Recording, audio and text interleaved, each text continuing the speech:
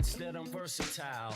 I'll touch your dial, turn your frown to a smile. I'll make you feel like you're having a child. So relax and open up, child. I'm about to make you walk what? Pimp style or pimped out style. You don't understand the logic. See, if you don't have it all, I'll take a deposit. I got shit for you, it's alright indeed. It's like going to the garden and planting the seed. It might tickle for a second, but it won't bleed. So just relax. The vibe is real tight, everything is real fat. We don't have to do things, we do that. It's the type of place where you can wear your hat, just relax. The rhymes is real tight, everything is real fat. You don't have to do work, we do that. It's the type of thing where you can wear your hat, just relax. Alright, so let's get back to Hakeem Jeffries here and business. I hope this works out. Yeah, they had Purple Groovy. I see you here now. You know what? For some reason, YouTube did not like my stream that I had going. I don't know what it was. Something just didn't happen right. But now that you're here, we can get back to business and talk about what we were just discussing. And that is what happened with Hakeem Jeffries and Jared Kushner. There seems to be a few other interesting things coming out. So let's just play where we get back to where we ended this, play that and take it from there. And then we're going to talk about the CIA director on his trip to Russia right now. The goddamn US CIA director. Hello? Isn't that a lapse in security? Like, why are you going there? So they can, what, spy on you? Set you up? Talk to you about what dirty shit they want you to do to overthrow the U.S. government? I mean, what the fuck is going on?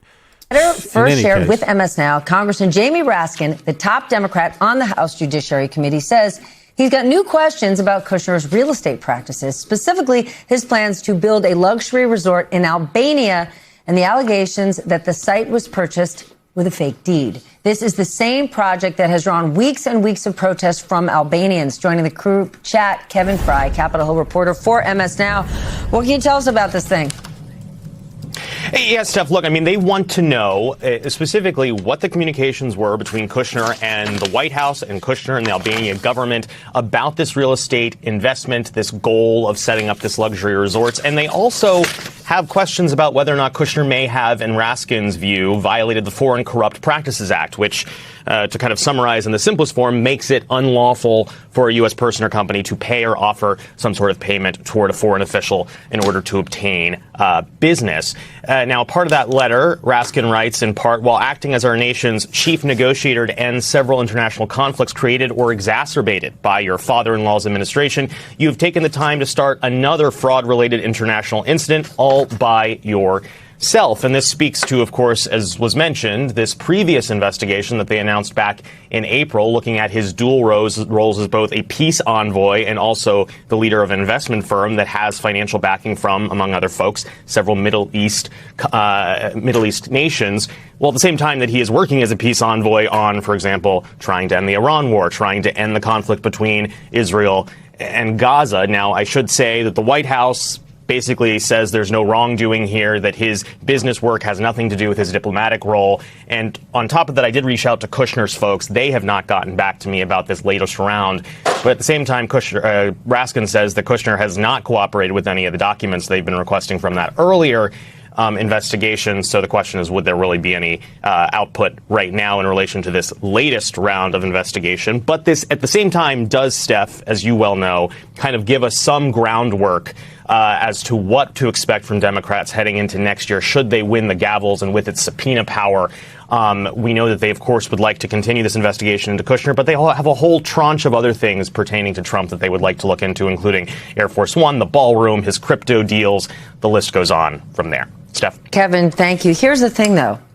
Investigation, open letter be damned. This administration is not slowing down, right? I heard that Rick Grenell, who's special envoy to special projects, is actually in Albania. He's been spending time in Greece working on smoothing this over so Jared can get the deal done. They're not pausing on any of this stuff. Can I just give a shout out to Jared Kushner's assistant who gets like these inbox requests in his emails and has to go through like, this goes to business, this is classified information, this is Iran war, this is Gaza peace deal. Except there are no boxes, and they're like, hey, like, take a hike. They don't care. I mean, like, I think about this, I mean, to your point, I mean, this is one of the, I would argue, one of the most corrupt practices in the history of the American government. A person who's negotiating the end of an Iran war, the Gaza war, other Middle East issues, the Gaza Lebanon, war plus the Gaza real estate development project that he wants the Board of Peace, yes. And at the same time negotiating and receiving billions of dollars from sovereign wealth funds that are government owned in the region, then using parts of that money, who knows, to go out and buy real estate in Albania, then trying to grease. So this is who Hakeem Jeffries was speaking to. The person they're talking about right now being so corrupt is the person that met in a secret meeting with Hakeem Jeffries, which he's now publicly spoken about. Hakeem has now made a statement. We're going to get to that. But it's interesting if you just follow these lines of information that are coming out at the same time, right? So, again, you don't know exactly what they talked about, but the timing is this. This is the timing. The timing is, well, number one, the midterms are here. Trump is scared. He knows that Democrats will be the majority and they will launch probes against him. When they're the majority, they have more power. They have a heavier gavel. They can get more things, more tools behind their probes than when you're the minority party. The minority party means you have less seats that you control from your party in the House. So you can't actually go after a person the same way you would if you were the majority group. For instance, the Republicans can go after anyone. They could go after Obama right now because they're the majority. They could go after Kamala Harris because they're the majority. They could go after Biden. Anything that they think they did illegal, it would be the perfect time to do that because they have the majority. And in fact, they should have done it just starting off in January. Right. Go prosecute people for crimes. Go get them. Lock them up. Lock them up. You know what I mean? But they didn't. For some reason, they chose to use their power for corruption and not actually locking up people they say are corrupt. So that's on them. That's what they decided to not do. But the Democrats are different. They are going to launch probes against Trump. American people are demanding it. It's not just do the Democrats want to. American people are going to kick the Democrats' ass if they don't go after Trump. So it's not like people are asking, you ain't going to have a country if you don't. If you don't bring these people before this justice system and show the American people that we are all equals in this, the country's finished anyway. People in America are tired of the corruption, period. It doesn't matter what party it's from. Listen, if you hate corruption, if you're tired of corruption in the United States, put a 1 in the chat. If you're not tired of it, put a 2 in the chat. Let us all go after corruption. Let's go after corruption together. Put a 1 in the chat if you're against corruption. Put a 2 in the chat if you're not. I'm going to put a 1 in the chat. It's very simple. I'm against all corruption. Doesn't matter if it's a Democrat or if it's a Republican. I don't care. Independent, male, female, gay, straight, whatever you are, white, black, Chinese, anything else. I don't give a fuck. Okay, I'm against corruption. I want you all to go down. Can't we clap for all the corrupt people to go down? Yay! Let's do that, y'all. Woohoo! Let's get this bad boy going, no matter who they are. Republican, Democrat, Independent. Let's off with their heads. Yeah. Put a 1 in the chat if that's what you're for. Now, how come I didn't see the Todd Miller? Where you at? You not for that, Todd Miller?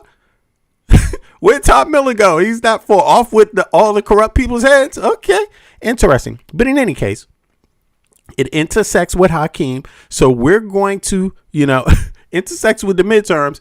It intersects also with this guy, Kushner, right? Because the Democrats have opened up a probe. So the timing, you don't know if Hakeem Jeffries talked about this probe. You don't know if Hakeem Jeffries talked about Trump. Democrats not going after him. You don't know if Hakeem Jeffries talked to Jared Kushner about the NDA, that is HR 84, that is on the floor of the Senate waiting to be passed or dumped, that has Section 219 in it with the military funding for Israel being permanent now.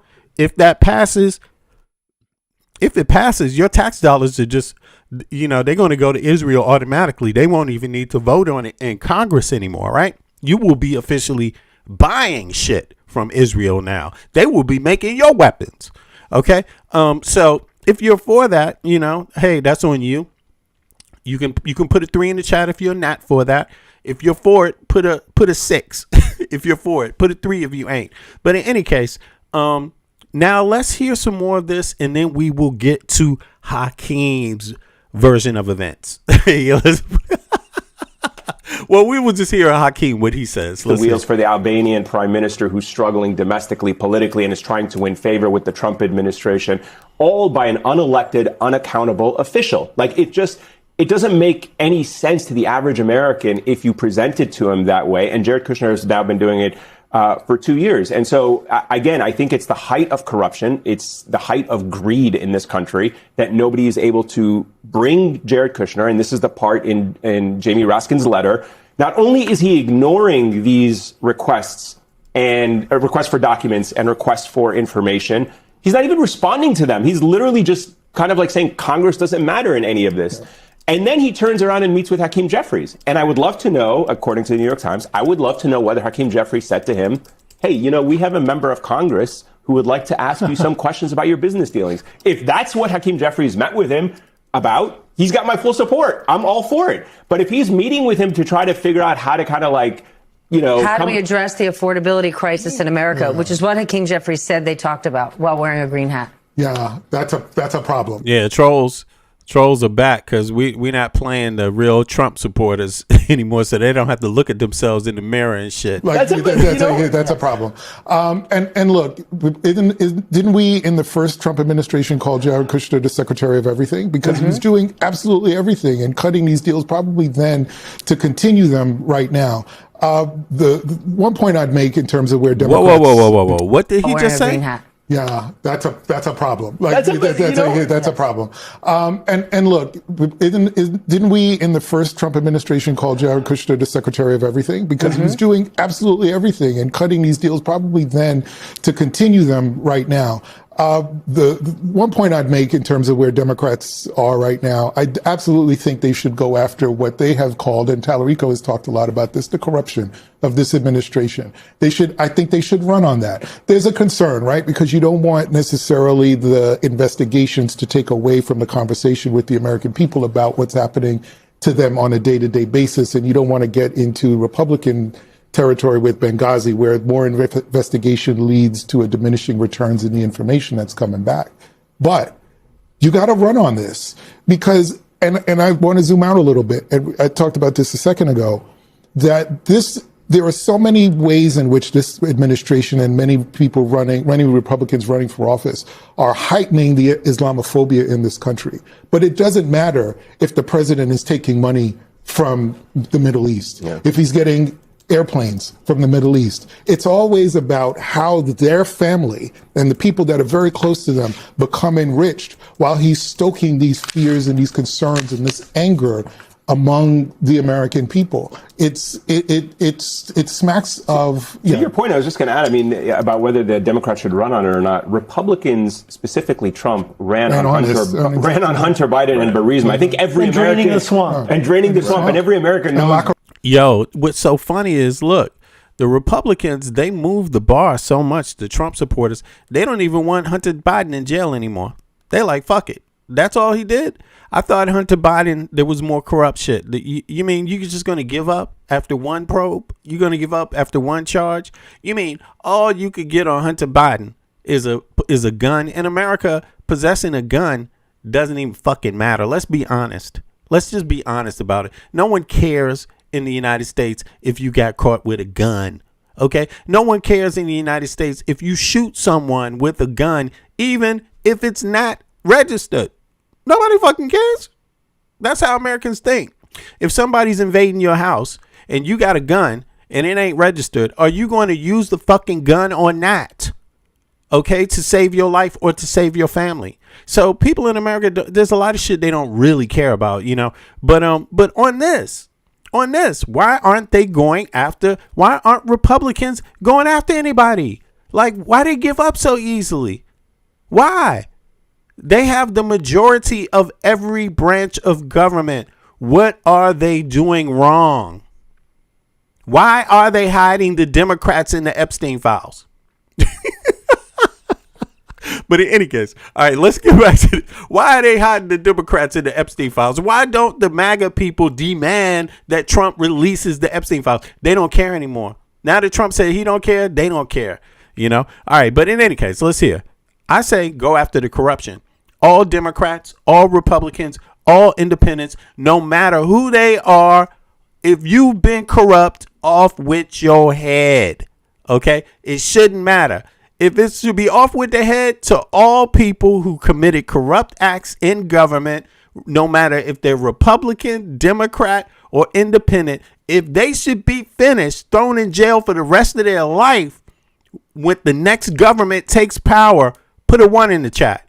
If you don't care anymore about the issue, put a 2 in the chat. Let's hear. I'm just curious about that. I mean, I want them all in jail. All corrupt Democrats, all corrupt Republicans, all corrupt independents, all corrupt any of them in the government.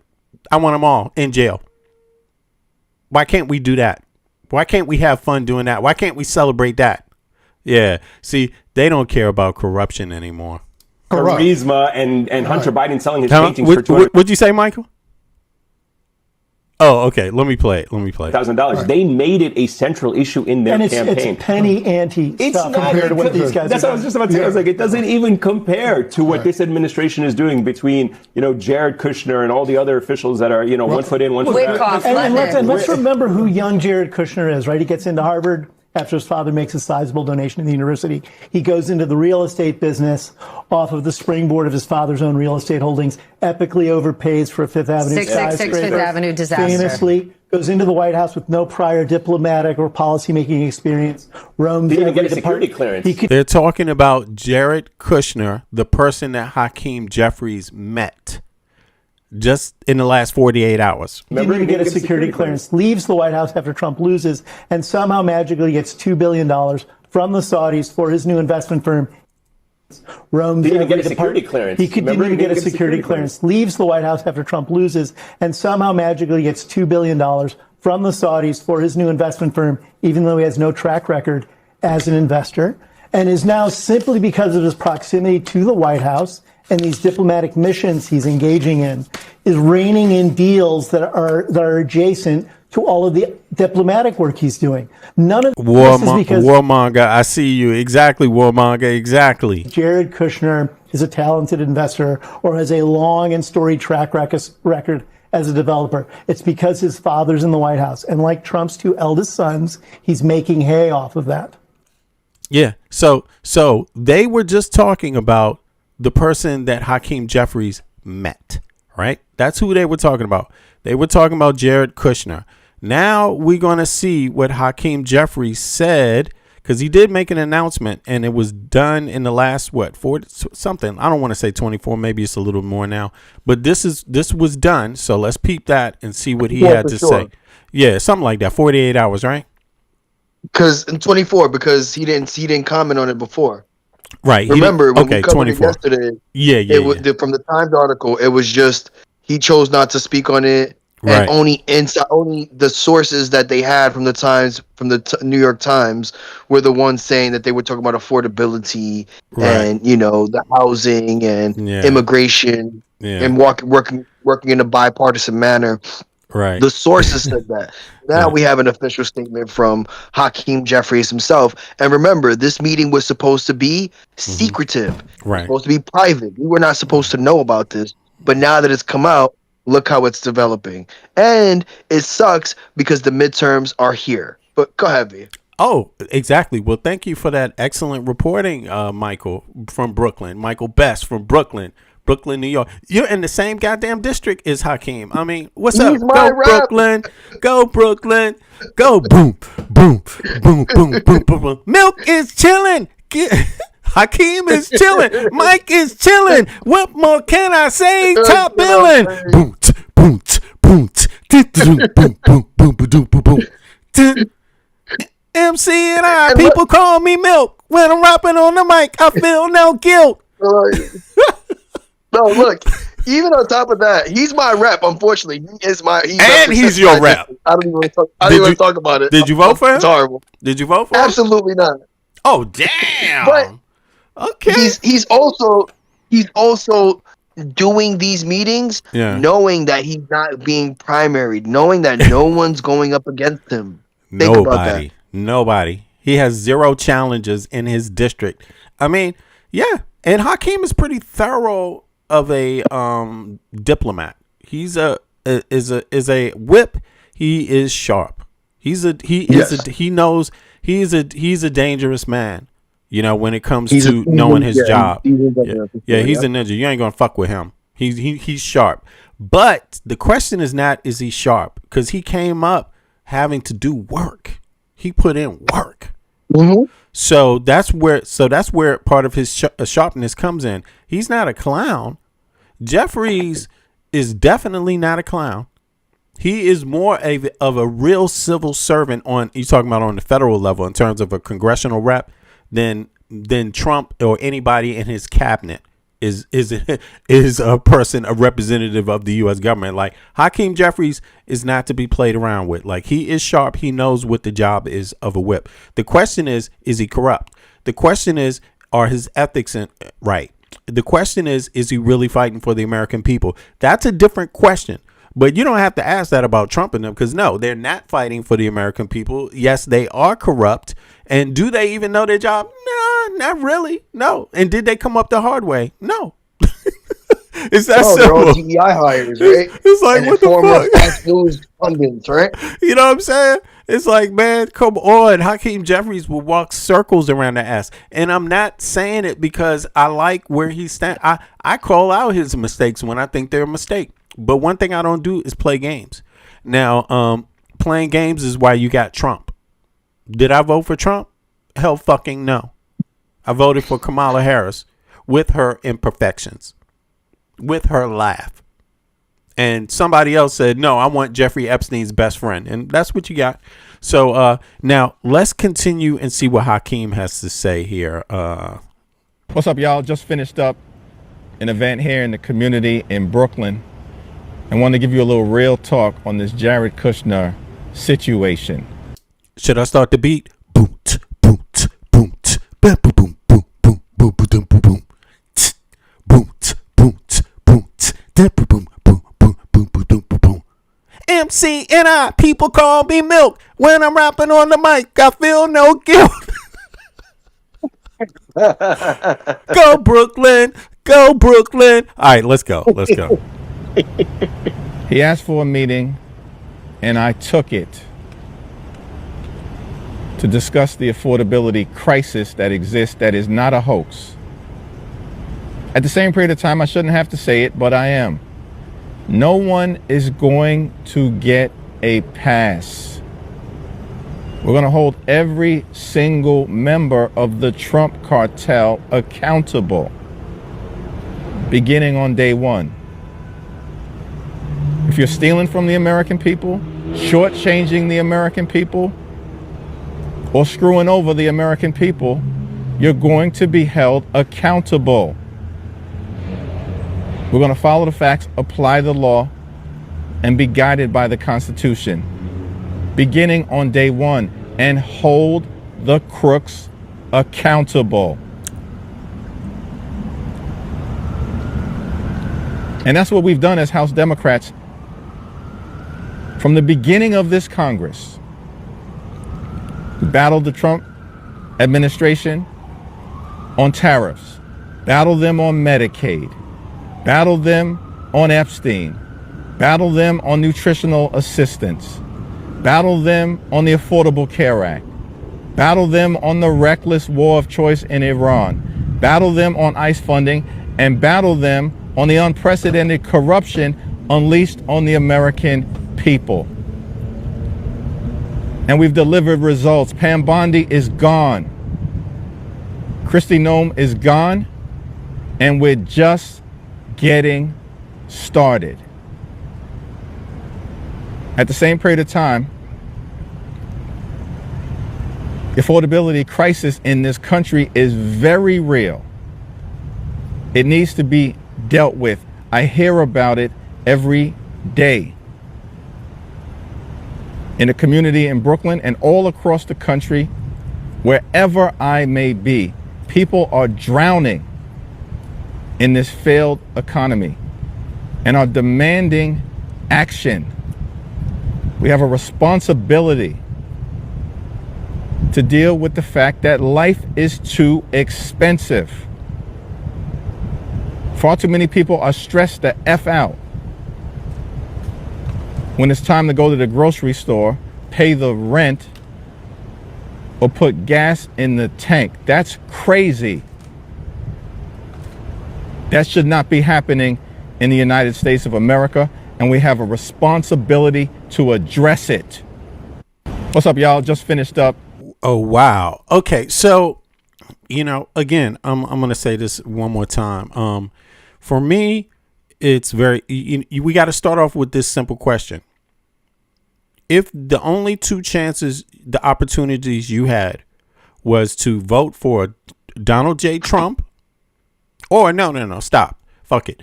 J.D. Vance, because Trump is too old. So, let's just keep him out of it. J.D. Vance, or no. Let's do it even better. Eric Trump or Hakeem Jeffries. Who would you vote for if that were your only two choices? As a matter of fact, let me put this poll up right now. Because that's a tough poll. Yeah. I mean, it's not, but at the end of the day, I'd have to choose Hakeem personally. But and and even to circle around this optic that he put. Yeah, go ahead. Come on, he's wearing a New York Yankee fitted. He's outside. He's trying to make himself seem like he's human, down to earth, and for the people by dressing down and having a statement. You got a whole conspiracy theory made up, bro. That's a whole conspiracy, man. Gosh. He threw on green, Brooklyn green, money green, hood green, weed green. All right, I'm joking, man. I ain't gonna do that to him. Marijuana green. Nah. All right, so let me see here. Hakeem Jeffries. Sir Hakeem Jeffries. Now it's very simple. You got two choices. And this is the first question. So I hope people give me some numbers here. Now it is, who would you vote for if it was your only choice? Eric Trump or Hakeem Jeffries? Very simple. I want to see because we got to test the water before we go further. We need to know, what kind of people we got in the house here. Because, I mean, look, Hakeem's, I definitely think he makes mistakes. I think listen, it's just my opinion. It is only my opinion. I could be wrong. That's why I'm saying it's my opinion. That's why I say I think, right? And I could change my mind tomorrow. I might, if the man is right, the man's right. What the fuck? There's no shame in that. Yeah. If my opinion and my thought turns out to be wrong tomorrow, I should be willing to admit I was wrong. Mm-hmm. Why not? That's what real men do, and real women and stand-up people do. Stand up, even kids. You ain't even got to be a grown-up. Just be cool and shit. That's a cool ass when you do that. You're a cool person when you can admit when you're wrong. Now you're a real person. Yeah. What the hell? You know what I'm saying? We got to keep it real. But I can criticize him. I think it was a mistake to meet Jared. I didn't like that. I think that's a mistake. Now, there's a lot of reasons that could be about why it's a mistake or why he went there. But I just think going there when you show this opposition towards the left of your own party, I just think doing that looks weird. It makes you look weak when you do that. You know, it's the exact opposite heat for, you know, you're supposed to have heat for these guys, man. And instead they have heat, maybe not real heat, but, you know, distance from our left, bro. From our, that's all. So I just showing think your party that you're not standing on anything that they say, right?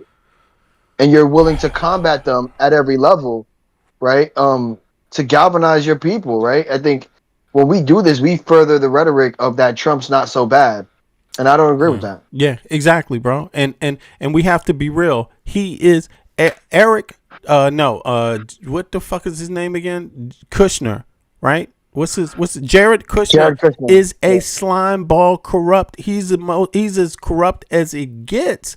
He's as genocidal as it gets. He literally went out there with the whole plan to turn Gaza into a resort.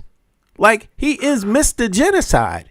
Like, and we're already being criticized. That's what the party was criticized for by some on the left in the last election cycle. So to jump right in there, to me, it's like, and not see that.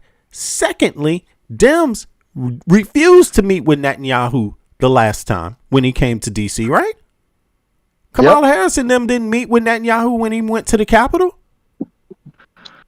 No, right? they didn't. Exactly. No. So I don't know why Hakeem would do this. That's the only thing that now what he has in his mind, hey, we gonna find out. I hope it's something brilliant that's ethical and moral and based on truth, and also designed to help the American people get justice against these people. But it's so interesting how he's saying they're not going to get. He said they're not going to get a pass.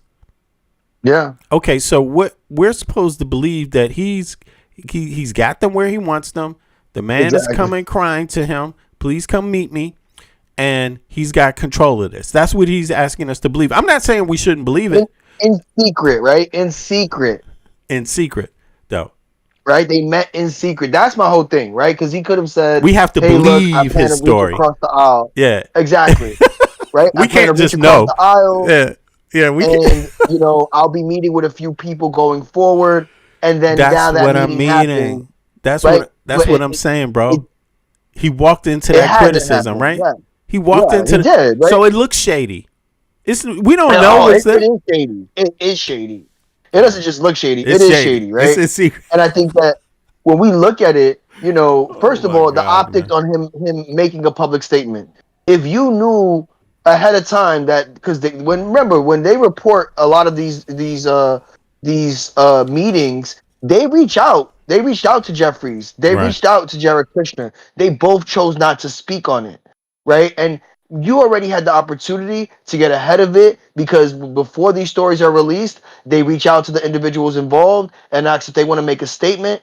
And you could have made a statement within the article, and you could have made one publicly before that article was released. But instead, you didn't think that it was a big deal. And now that it is a big deal, now you're forced to step out. And outside, you have you make these statements outside in a green Yankee fitted hat. You know, the optics for me are a bit too politician for me. But again, does that mean his intentions aren't true? We don't know. But we also do know that he understands that he's being watched now, and that if in 2 years he doesn't do right by his party and his position as the leader, he will be primaried and he will be forced out. Yeah, I agree with your assessment. He's on. He is there before the people now, giving this version of events. And if it turns out to not be exactly like he said it, it's going to backfire on him. He's going to lose his seat as the whip for the Dems. That's simple, man, because this is a serious moment in history, and you can't work with corrupt people. How do you explain working with what does Jared Kushner really want? First of all, why wouldn't he want a guarantee that him and Trump will get a pass from Democrats? Why wouldn't he want that? Yeah, why wouldn't he? Why would he? If so, yeah, go ahead. Why would the president allow him to go across the aisle to the minority leader. This is not someone who's random. Right. This is the minority leader for the Democratic Party. He's not some random person. Do you understand what I'm saying? Right. So Yeah. for this to happen, it is ultimately strategic, right? And so for it not to be called out, and for it not to, for us to think it's just the utmost genuosity that it happened in good faith on a bipartisan level, when Jared Kushner holds no official political office in this current admin. Exactly. He's nobody technically. Technically, he is nobody, right? Yes, we understand that he is the son-in-law of our president, our current president, but he holds no official title. That's the best person to come and beg for, to be given a pass. That's the best person. But we're supposed to believe that he didn't talk to Jeffries about that. Like, it's a secret meeting and he didn't bring that up. Give us a pass. Like, I don't get that. To me, it's like that would be the main thing that you would definitely want from a meeting with the head of the Dems in the Congress. I mean, why wouldn't you want that? I mean, that's the one thing he needs from them. He don't need nothing else. he doesn't. They already got everything they needed. They got the money. They want to make sure the NDAA passes. They want to make sure that he's in alignment, right? Yeah. They know, right? And they're discussing what bills they're going to concede on and what bills they're not going to concede on. Probably, right? That is what we're talking about. And he probably also, he asked them about the NDA. First of all, he's asked them about his ass and Trump's ass and the family's ass. Mm-hmm. Then he asked them about the NDA. Then he asked him about what? The Supreme Court? Because I'm thinking, because to go after these motherfuckers for real, you are going to need a Supreme Court that green lights it. That you saw what happened last time. They said, no, you can't do that. Sorry. So we need a new Supreme Court before any of these people can see justice. Basically, right? Yeah. They're going to take everything to the Supreme Court. So he probably wants to know, are you going to try to, impeach certain Supreme Courts? I'm curious about that. Or was Jared Kushner issuing a threat to Hakeem Jeffries? Like, look, motherfucker, now that it's getting close to the election, let me just let you understand. You got 1,000 guns pointed at you and $100 billion ready to destroy your family. If you want to play this game, you need to understand we will bury you. Do you think he said something like that in secret? I doubt it. Okay, tell me your theory. Why do you think he would? I'm just asking questions, bro. Explain to me what you think. Why he wouldn't be doing that, and then go through some details about what you suspect happened. Well, I suspect that first of all, if he was gonna insult Trump, insult Jared Kushner, and insult this administration, it would benefit him to do that in public. Right? Not in private, in public, right? He has a public platform, as the minority leader, right? He would ultimately gain more favor from his party if he were to simply insult the Republicans and this Trump administration openly to their face, right? In terms of publicly, right? He could always go on. No. Wait a second. You misunderstood me. I meant, did Jared Kushner threaten Hakeem and say those things to Hakeem in private? Oh, I don't think he can.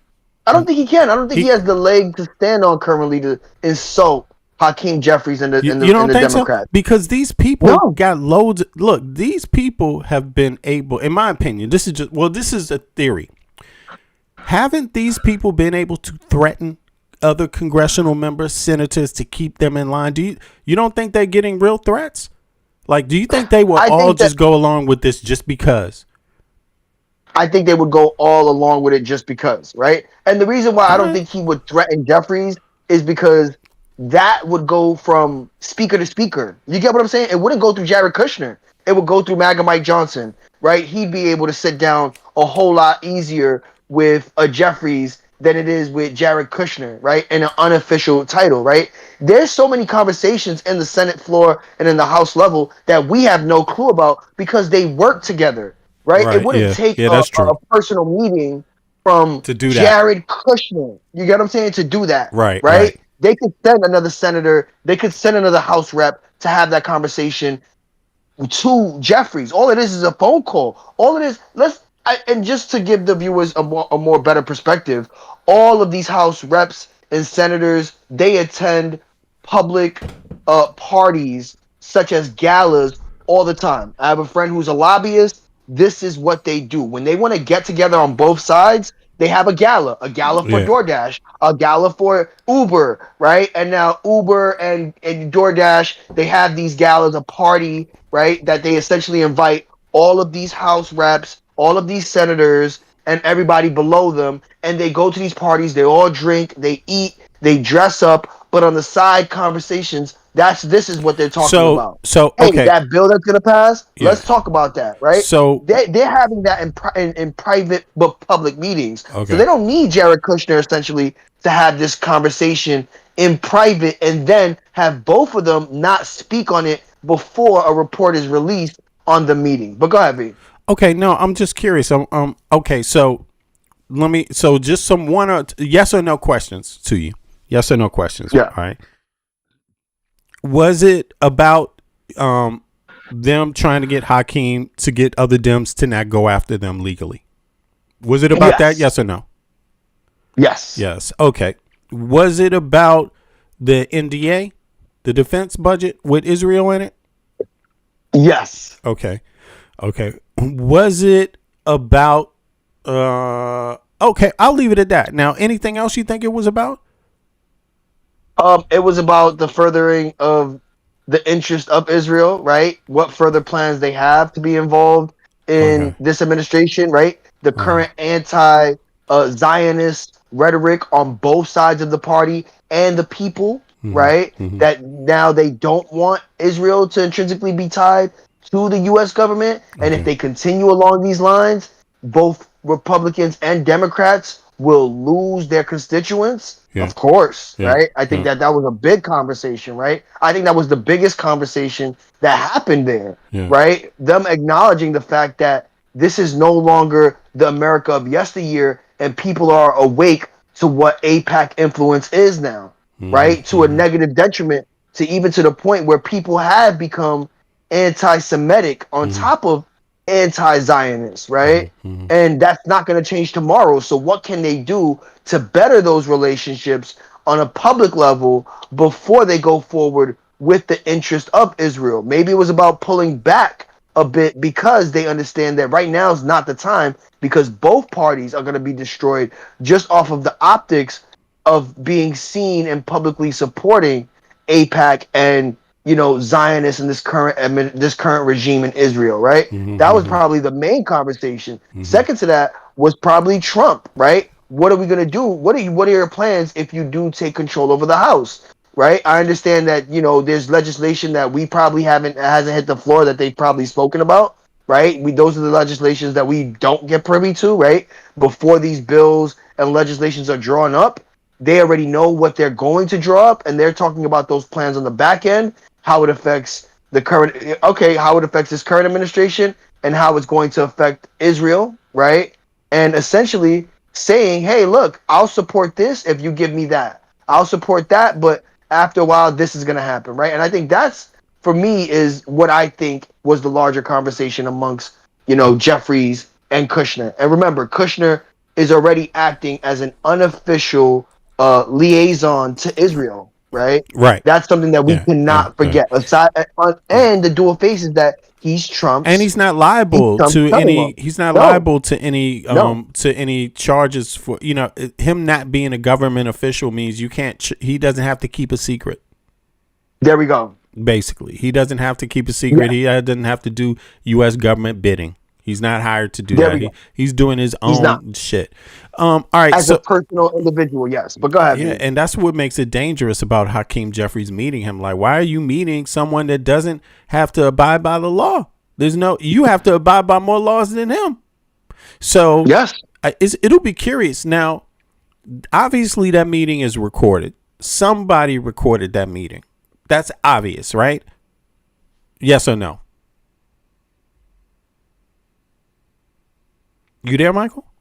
Oh, I mean, in terms of was it recorded? Yeah. I don't personally think so. I do You don't think think that so? You don't there think was so? people. I don't think there was people allowed in that room. I think it was just him and Jeffries. I think there was people who. But how were can you ultimately, not like, record it? Because you want evidence of what you said so that no one else can lie on you at all. Right? But there it goes. It goes to, if no one records it, it's just your word against his word against yours, and it's just a popularity contest at that point. But right? you Without can't anyone believe being able to prove it. But how can you believe that how would Jared Kushner believe Hakeem Jeffries anyway? And why would Hakeem Jeffries believe Jared Kushner anyway? Because they have intrinsic ties. Israel, right? Okay. The funding going forward, right? I'll continue to make sure that even if on the public face that you pull back on your pro-Israel stance, and I'll make sure that AIPAC money and the funding from Israel still comes to the Democratic Party. It's that simple. Okay. So he should hold back on the pro-Israeli stuff? Yes. And he will. And we're seeing that, right? Okay. He's going to hold back just to let the heat die down. Yes. Is that what it is? All right. I just want to make sure I understand this. Right? Okay. And Jared Kushner is giving him that reassurance that when you do this, because of the optics, we will still make sure that funding doesn't change. That the candidates that you put forth to run for House and Senate, we will still put that money behind them, even if they even go as far as being or speaking against this current Israeli regime. We'll still make sure that funding is there. Don't worry about it. As long as you continue along the path of the projection and betterment of Israel, for sure. Okay, for sure. All right. I'm just curious about that. All right, so look, let's continue here. I appreciate that. I just wanted to know what your thoughts were on that. All right, so let's hear some more. Should I play this one more time, his statement, and then we follow up with yeah. Okay, let's just so people can hear it, folks that maybe weren't here early when we just played it. All right, here we go. Let's see. This is Mr. Representative Hakeem Jeffries, the Democratic congressional whip. So here we go. An event here in the community in Brooklyn. I want to give you a little real talk on this Jared Kushner situation. He asked for a meeting and I took it to discuss the affordability crisis that exists, that is not a hoax. At the same period of time, I shouldn't have to say it, but I am. No one is going to get a pass. We're going to hold every single member of the Trump cartel accountable, beginning on day one. If you're stealing from the American people, shortchanging the American people, or screwing over the American people, you're going to be held accountable. We're going to follow the facts, apply the law, and be guided by the Constitution, beginning on day one, and hold the crooks accountable. And that's what we've done as House Democrats from the beginning of this Congress. We battled the Trump administration on tariffs, battled them on Medicaid, battled them on Epstein, battled them on nutritional assistance, battled them on the Affordable Care Act, battled them on the reckless war of choice in Iran, battled them on ICE funding, and battled them on the unprecedented corruption unleashed on the American people. And we've delivered results. Pam Bondi is gone. Kristi Noem is gone. And we're just getting started. At the same period of time, the affordability crisis in this country is very real. It needs to be dealt with. I hear about it every day. in a community in Brooklyn and all across the country, wherever I may be, people are drowning in this failed economy and are demanding action. We have a responsibility to deal with the fact that life is too expensive. Far too many people are stressed the F out when it's time to go to the grocery store, pay the rent, or put gas in the tank. That's crazy. That should not be happening in the United States of America, and we have a responsibility to address it. Okay, so now let's follow up. I want to hear what is it? Podcast had to say. Let's see here. 2 seconds. Let me cue this one up. Boom. All right, let's go. Some reporting coming out that Hakeem Jeffries has met with Jared Kushner privately. So much to unpack here. Number one, is the Trump regime, by asking for this meeting, acknowledging that the Democrats are going to win and Hakeem Jeffries will be the Speaker of the House? There's some positivity in that. Mind you, I'm still hearing reporting that Donald Trump is doing everything he can to declare a national emergency, but at least the people surrounding him are like, let's go ahead and start testing the waters with Hakeem. Secondly, why is Hakeem meeting with Jared Kushner? Why? Who leaked this? Where did this information come from? Was it the Trump regime that leaked this? Because I read. Actually, this is some interesting perspective here. It's a little different from what we were just discussing. So, let's bring it back. I'm going to start this over.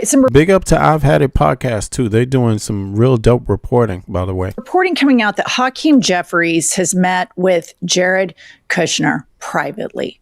So much to unpack here. Number one, is the Trump regime, by asking for this meeting, acknowledging that the Democrats are going to win and Hakeem Jeffries will be the Speaker of the House? There's some positivity in that. Mind you, I'm still hearing reporting that Donald Trump is doing everything he can to declare a national emergency, but at least the people surrounding him are like, let's go ahead and start testing the waters with Hakeem. Secondly, why is Hakeem meeting with Jared Kushner? Why? Who leaked this? Where did this information come from? Was it the Trump regime that leaked this? Because I read over the weekend that a lot of propaganda out of this regime is to make people feel like nothing matters, feel nihilistic, if you will. And that's how I felt after I read this article. I thought, Hakeem Jeffries is meeting with Jared Kushner, who clearly is engaging in conversation. It's almost like she's been looking at our chat here. You know, when we talk about nihilistic, it's some nihilistic people in this chat, man. Neither side cares about you. Give up. Conversations with all of these. You betrayed America. Oil country for bribes for Donald Trump. Jared Kushner has a $6 billion fund from the Saudis, the same Saudis that funded 9/11. Let's pop up this story here. Jeffries and Kushner met privately, discussed how Democrats and administration can work together, per the New York Times. Work together. I don't want to work with fascists. I don't want to collaborate with fascists. There is no working with criminals. Now she's getting nihilistic and shit. You know what I'm saying? But I understand it. It's a hard one to call. Listen, nobody is going to cap for the Dems right now. Not in this way. Only because it's not that they don't do good work. People expect the Dems to do good work. People want fucking excellent work. They want democratic, put your foot down and stomp this fucking country back into existence type of work from the Democrats. It's not that they don't do good work. But it ain't enough. That's the problem. It's just not enough. And they get a lot of money. Where are you spending your fucking money? Like, what is going on here? And American people deserve real goddamn justice, like other Western countries have. Not this fucking bullshit democracy we have. We are in fucking trouble. Our democracy sucks. Like big time. You know, and it's almost like the Democratic Party isn't fully aware of that. You know, the Republican Party doesn't give a fuck. But at least the Dems are supposed to understand how fucked up it is. They want to see more anger. You see these maggots get angry just about 0.2% of quote unquote illegals theoretically getting emergency care at the hospital. You see how fucking angry they got about that, even though that's a non-fucking issue. Well, we need somebody just as fucking angry about the bigger masses of American citizens that are that are being fucked over. You know what I'm saying? In reality, not just about 000. We want to get rid of the fucking other Americans that are fucking everything up for everybody. Fuck that 0.2% of goddamn who. It's more this. We not fuck the illegals, man. It's a big percentage of Americans that are driving this fucking country into the ground. Into the fucking ground. You know? It's like the illegal immigrants didn't make you $120,000 in debt when you're born in the United States of America. No 0.2% of anybody ever did that to anybody. You did that your fucking self. Statistically, they can't, right? They can't statistically. That's like being like, damn, a little gnat just, a mosquito bit me today. Oh, well, I don't notice nothing else around me. Truck can run over my ass. Boom. That didn't happen. I'm still scratching that mosquito spot. Motherfucker that robbed me at gunpoint. Give me your money, bitch. Bitch slapped you up with the pistol. Still scratching that. No, a mosquito bit me today. It's like, what the fuck? Wake up. You know what I'm saying? Your kid done died at the motherfucking emergency room. That mosquito bite sure hurt. It's like, what the fuck? It's like, damn, man. These get a lot of damage. Yeah, man. It's like, damn, motherfucker come rob you out of your home and shit. It's like, that mosquito, man, got to get rid of them. It's like, what the fuck? And then look at you know how she covers it, right? Mm-hmm. They did not need to meet in private. True. They did not need to meet in private. That's period. What she. Yeah, that's her. That's right? Her perspective on it. What do you think about that? Is that real? No, I mean, that is very real. They did not. This story wasn't supposed to come out. Me too, bro. Me too. I agree. What is it about private? It was not supposed to come out. That's shady. And it doesn't matter what you're thinking going into that meeting. That looks shady as hell. And you must deal with the optics. Like, motherfucker, you got to deal with the optics, man. Nobody gonna fucking trust. No American should trust anything. Don't trust any paid official. No government and no representative. Do not trust none of them. Yep. You pay their salary. You shouldn't have to fucking trust them. You shouldn't have to trust them. They're supposed to do their goddamn job, you know? And until they do their job right, don't trust none of them because you pay them more money than you can pay. These motherfuckers don't use Medicaid and Medicare. They got way better private insurance and you pay them a salary where they could afford it. Don't trust them, but make them work for you. Demand that they work for you. Kick them in the ass when they fuck up. Okay? Punish them when they fuck up. When they get $1, one thing more than you got, make them pay. Make them pay. If their life is going to be easier than yours, make them pay until it's not. Make them pay. Make sure you got the same health care they got. Make sure of that. Make sure your kids got the same access to fucking education that their kids got. Make them pay. That's the only way this situation is going to work. If you are not making sure that they get you the same quality of life that they have access to, what the fuck good are they? What the fuck good are they? I can't figure it out. But in any case, let's continue. Have to have an opposition party. Hakeem Jeffries needs to come out and speak to the people. The Democratic base wants fighters. You know who's number one right now in the 2028 presidential estimates on the markets? John Ossoff. Why? Because he's calling out, why is Trump flying around with Natalie? Why is he such a corrupt criminal? He is an opposition speaker at the moment. Every time he gives a speech, he is opposing the corruption of this administration. We need to hear from future Speaker Jeffries immediately. Why are you meeting with Jared Kushner? Why is Jared Kushner at the center of everything in this government? This. Do me a favor, click the like button. If you haven't clicked the like button, please click the like button now. Let's go. Let's do this. Let's help more people get into the stream. Appreciate it. This is why the Democratic Party's approval rating is so low. We have to have an opposition party. What I would prefer Hakeem Jeffries say to Jared Kushner is there's going to be billions of little investigations into you, Mr. Kushner, one for every dollar that you have used the United States of America, working class people, to enrich yourself. What the hell is going on with this island? You have all of Albania protesting. What's going on with all of these Saudi funds? Why are you in the middle of all of these meetings with Putin? Why are you in the middle of all these meetings with Netanyahu? Why did you drag us into this war? Do you even have a security clearance?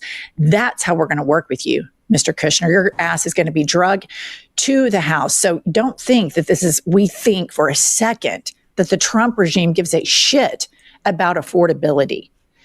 This is a time where we cannot collaborate with these people. We have to be in opposition. So a little positivity in there that perhaps people in MAGA know the blue tsunami is coming, but not a lot of positivity for potential Speaker Jeffries. I think those in the House right now, if he doesn't answer for this and talk about this publicly and talk to the people in the House, there needs to be if we win, there needs to be a new speaker. Because we cannot have any collaborating with these criminals.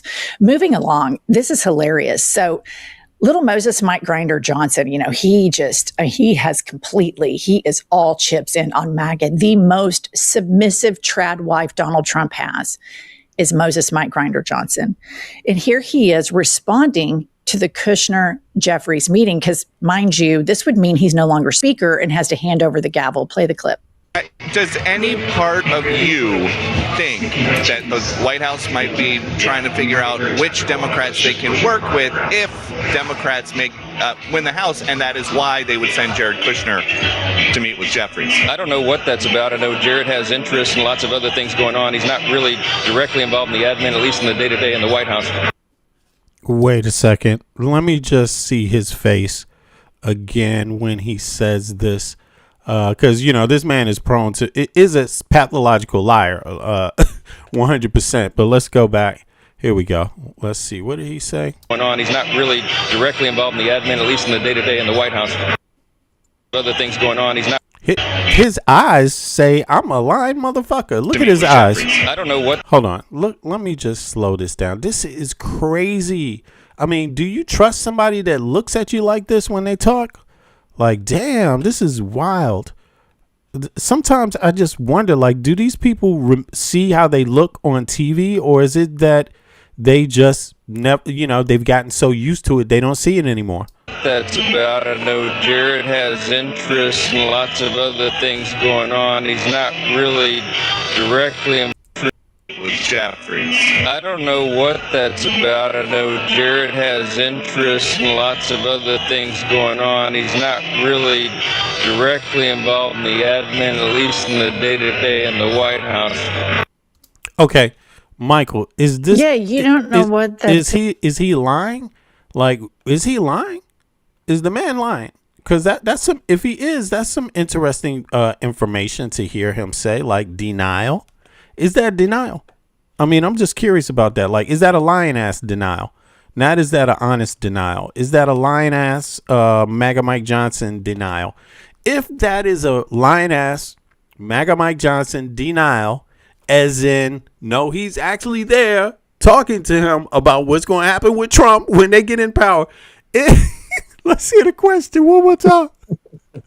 If it's actually the opposite of what MAGA Mike Johnson said, put a 1 in the chat. If you believe him, put a 2 in the chat. I'll put it to you that way. This is like, look at his face. Here we go again. Let's start it up. Here you go. that the White House might be trying to figure out which Democrats they can work with if Democrats win the House, and that is why they would send Jared Kushner to meet with Jeffries. I don't know what that's about. I know Jared has interests and lots of other things going on. He's not really directly involved in the admin, at least in the day-to-day in the White House. Okay, yeah. One in the chat if he's a motherfucking liar, and it is actually exactly that what he tried to divert people from. Or put it 2 in the chat if he is telling the straight up truth.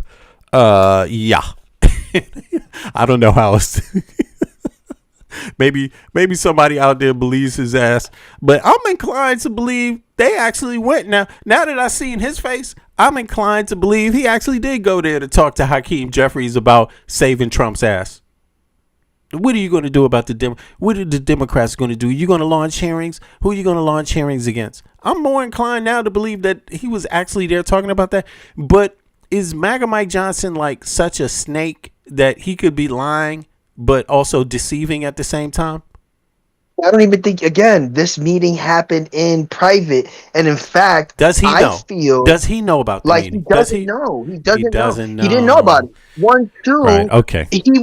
Look. They would have tapped into Mike Johnson to have that conversation with Jeffries. Yeah. You get what I'm saying? He's his counterpart on he's the, trying on to the save Democratic face. side. So whatever it is going on, he's the odd man out. Yes. Okay. Right? All right. And that's why he if you look, I mean, how I took his statement is, 1, he looks like a fool because he's not the one who was tapped in to be able to go speak to Jeffries as a fellow speaker. Right, as the majority speaker, right. Yeah. So he feels like, oh shoot, they went beyond me to go have this conversation with Jeffries when it should have been me to have this conversation with Jeffries on the back end, right? Yeah. Then they didn't tell him, and that he has no clue what they spoke about. So not only that, he knows that he's being cut out of a conversation that he should have been having in the first place. That he should have been privy for that information. Maybe they asked him, who would Hakeem prefer to work with on the Republican side?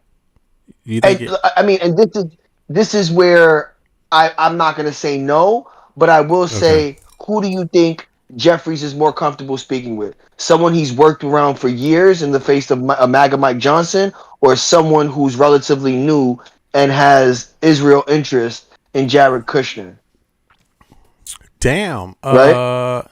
So, okay, I don't understand that, because MAGA Mike Johnson gets Israeli money too. He gets AIPAC money.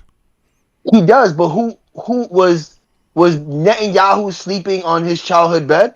Oh, that's true. No. That's Jared Kushner. There we go. Yeah, right. That's so crazy. He has more intrinsic ties to Israel, direct ties, right? Versus Mike Johnson, who literally just has his career as a politician, right? Who probably has worked with a person who probably is more familiar with Jeffries than anything that Jared Kushner would be, right?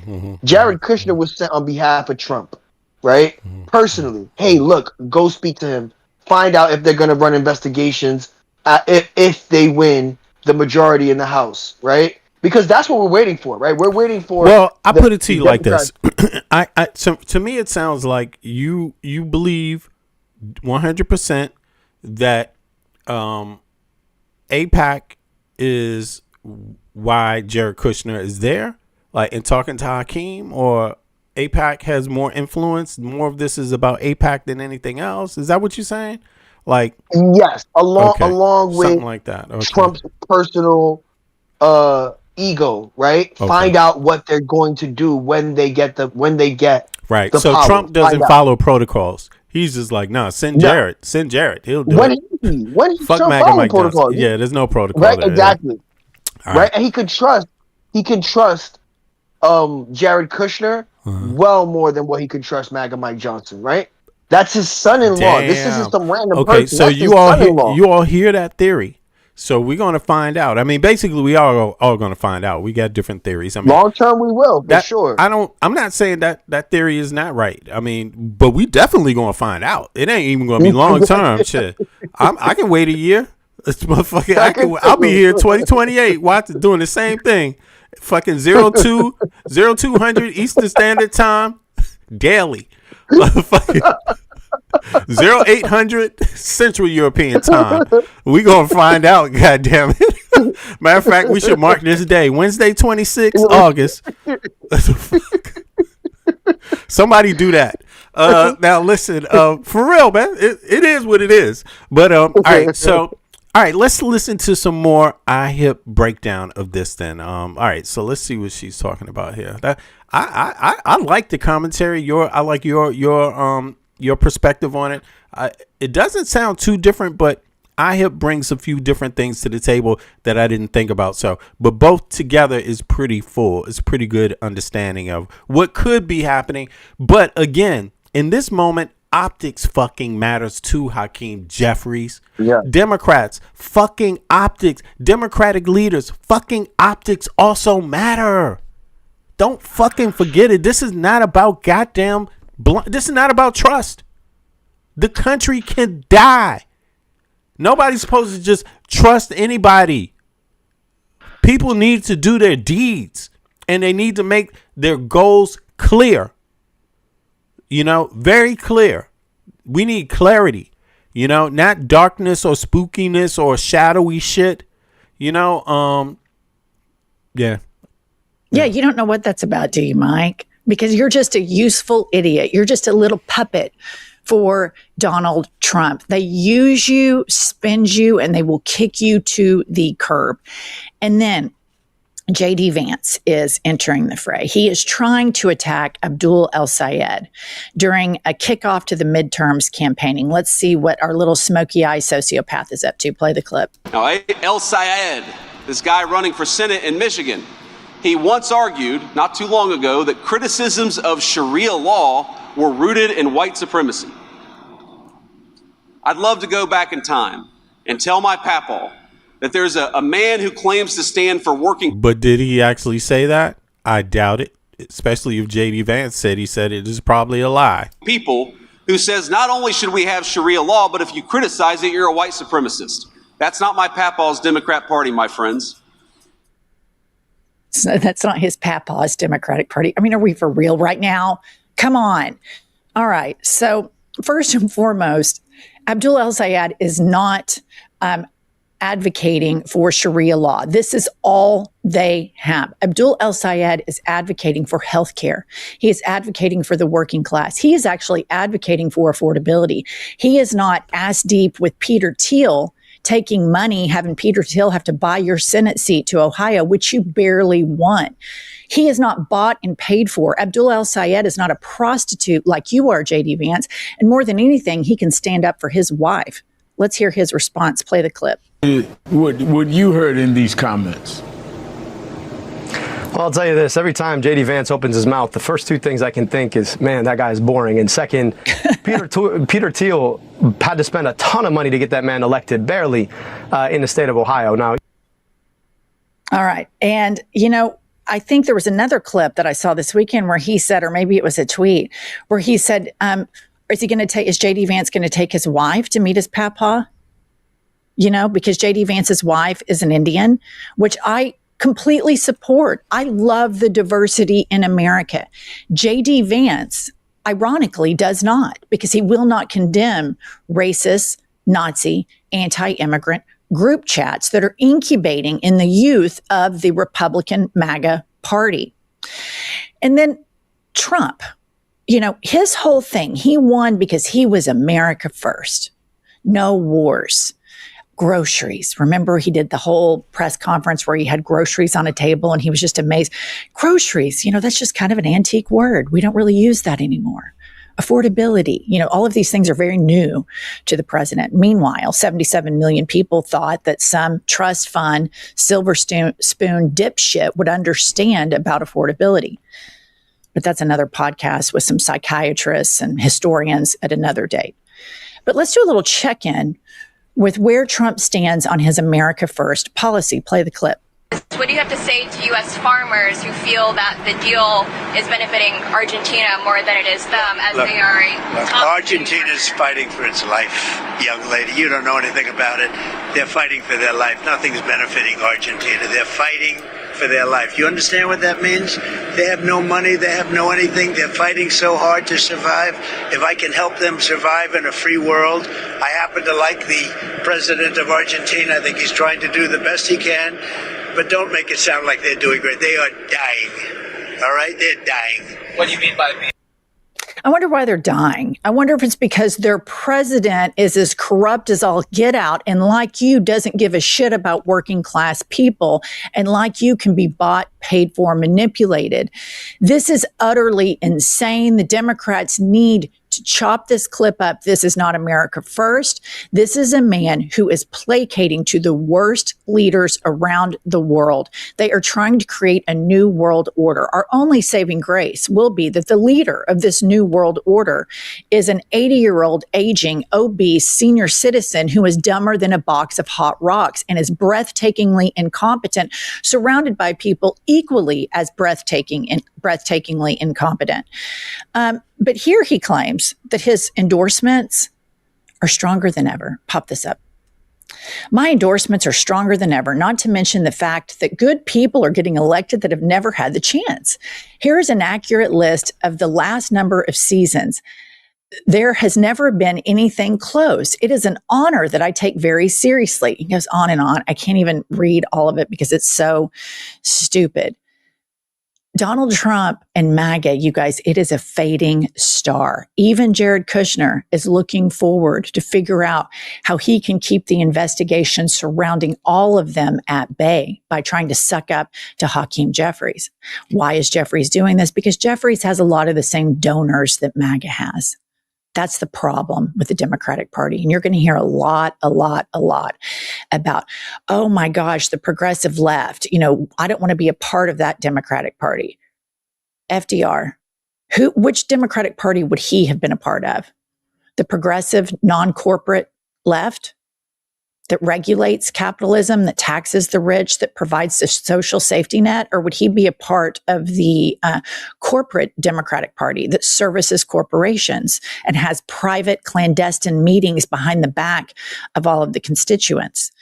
Well, Mike Rogers, who is running against Abdul El-Sayed, this is really interesting because AIPAC has become a central point in all of these elections. And he is asking AIPAC to shelve its campaign ads on his behalf. So I think what we're seeing is a bipartisan support on both the Republican side and the Democratic side that people don't like politicians that take corporate money. Pop this up.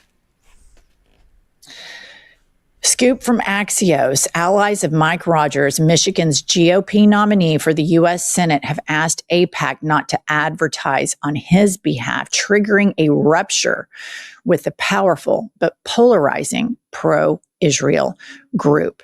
I also read that a lot of these politicians that are on the ballot are asking for a moratorium on data centers. So as you can see, Democrats, as you can see, Michael, you want to hop in right there, bro? That is interesting. That you just called that. Actually, you just said that they want AIPAC to lay low. That they're asking, yeah, because of the heat. Okay,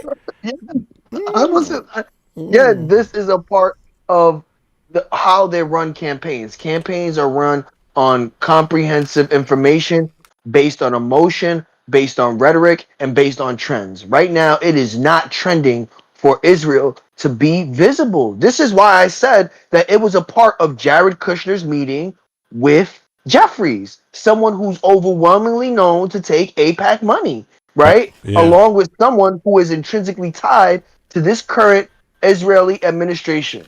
That is why I said what I said, right? Yeah. And when we know from both sides of the party that Israel is not popular, they have to pull back the rhetoric on Israel.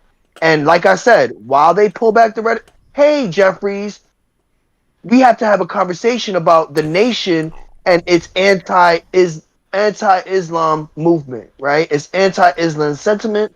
And as long as you can ensure me that we can get and maintain Israelis' interest in American politics, I will guarantee you that you can pull back and we will still support you and the Democratic Party in terms of funding. Right. Let me ask you this also. Let me ask you this. Who did she say was making that request to pull back? Should I play that again? I'm just curious who the rep was. Yeah, let's see here. Let's see here. Let's go back. Who was that? Scoop from Axios. Skip? Oh, hold on. Can everybody see this? Or is my avatar in the way? Let me see. Or my video. Let me pull the video down. My camera. 2 seconds. Let's see here. Boom. All right. I hope everyone can see this. Let me just make it a little bigger too, by the way. Is it getting bigger or what? Here we go. I just want to make sure everyone has this for their own documentation. All right, Skip. So Skip from Axios, allies of Mike Rogers, Michigan GOP nominee for the U.S. Senate, have asked AIPAC not to advertise on his behalf, triggering a rupture with the powerful but polarizing pro-Israel group. Rogers spoke with AIPAC chair Michael Tuchin in Los Angeles last week. The next day, AIPAC, wow, this is interesting. The next day, AIPAC chair Michael Tuchin in Los Angeles last week. The next day, AIPAC shelved an already cut video ad targeting Rogers' Democratic rival, outspoken Israel critic Abdul Saeed. Yes. Right? So this goes to show that they understand the optics. They know, hey, look, if we continue to push this rhetoric, and that's why, right? Like, she didn't make the connection. So this with is Jared a Republican. Kushner. This is a Republican saying that. So it's the nominee that's going up against Abdul Saeed. Right. He reached out to AIPAC. this individual who represents AIPAC. Yes. Right. That's crazy, So bro. he didn't make the connection between Jared Kushner. I am. Right. Because we already covered how intrinsically tied he is to this current Israeli government. Right. We covered that. I don't know if she understands that and knows how intrinsically tied he is to the current Israeli government, Right. but we know it. So that's probably why she didn't make the immediate connection, but I made the immediate connection because I know how intrinsically tied he is to this current admin, right? So basically, this is like an AIPAC a temperature test on both sides. They want to do a temperature test to see. They're worried. Yeah, they're worried and they don't know where they stand, and they want to do a temperature test. And yeah, well, they got everything they needed out of Trump. Trump gave them the golden ark. This motherfucker.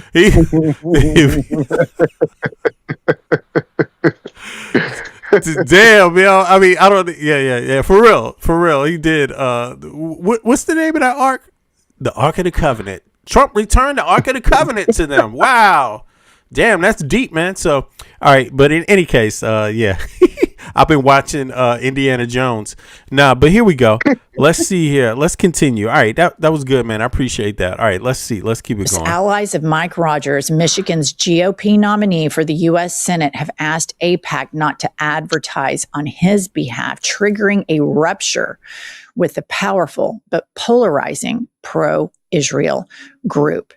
I also read that a lot of these politicians that are on the ballot are asking for a moratorium on data centers. So as you can see, Democrats, as you can see, Hakeem Jeffries, the energy behind opposing these tech oligarchs, the energy behind opposing corporate PAC money, the energy behind opposing a state that is very aggressive, Israel, and displacing people and killing people. The American public doesn't have an appetite for that. Moreover, the American public still has a bit of moral clarity in us, despite all of the toxicity and the debauchery that's come out of this regime. The American people are standing up and saying, no, we don't want politicians that are prostitutes. Now, the difference between Mike Rogers and Abdul El-Sayed is Mike Rogers, J.D. Vance, Donald Trump, Jared Kushner, you name it, any of them. They are prostitutes. They might, for campaigning purposes, say, oh, yeah, we're not taking corporate PAC money. But make no mistake, there's a conversation that, hey, don't give me any money right now or find a different way to give it to me. But once I get in, I'll vote however you want me to vote.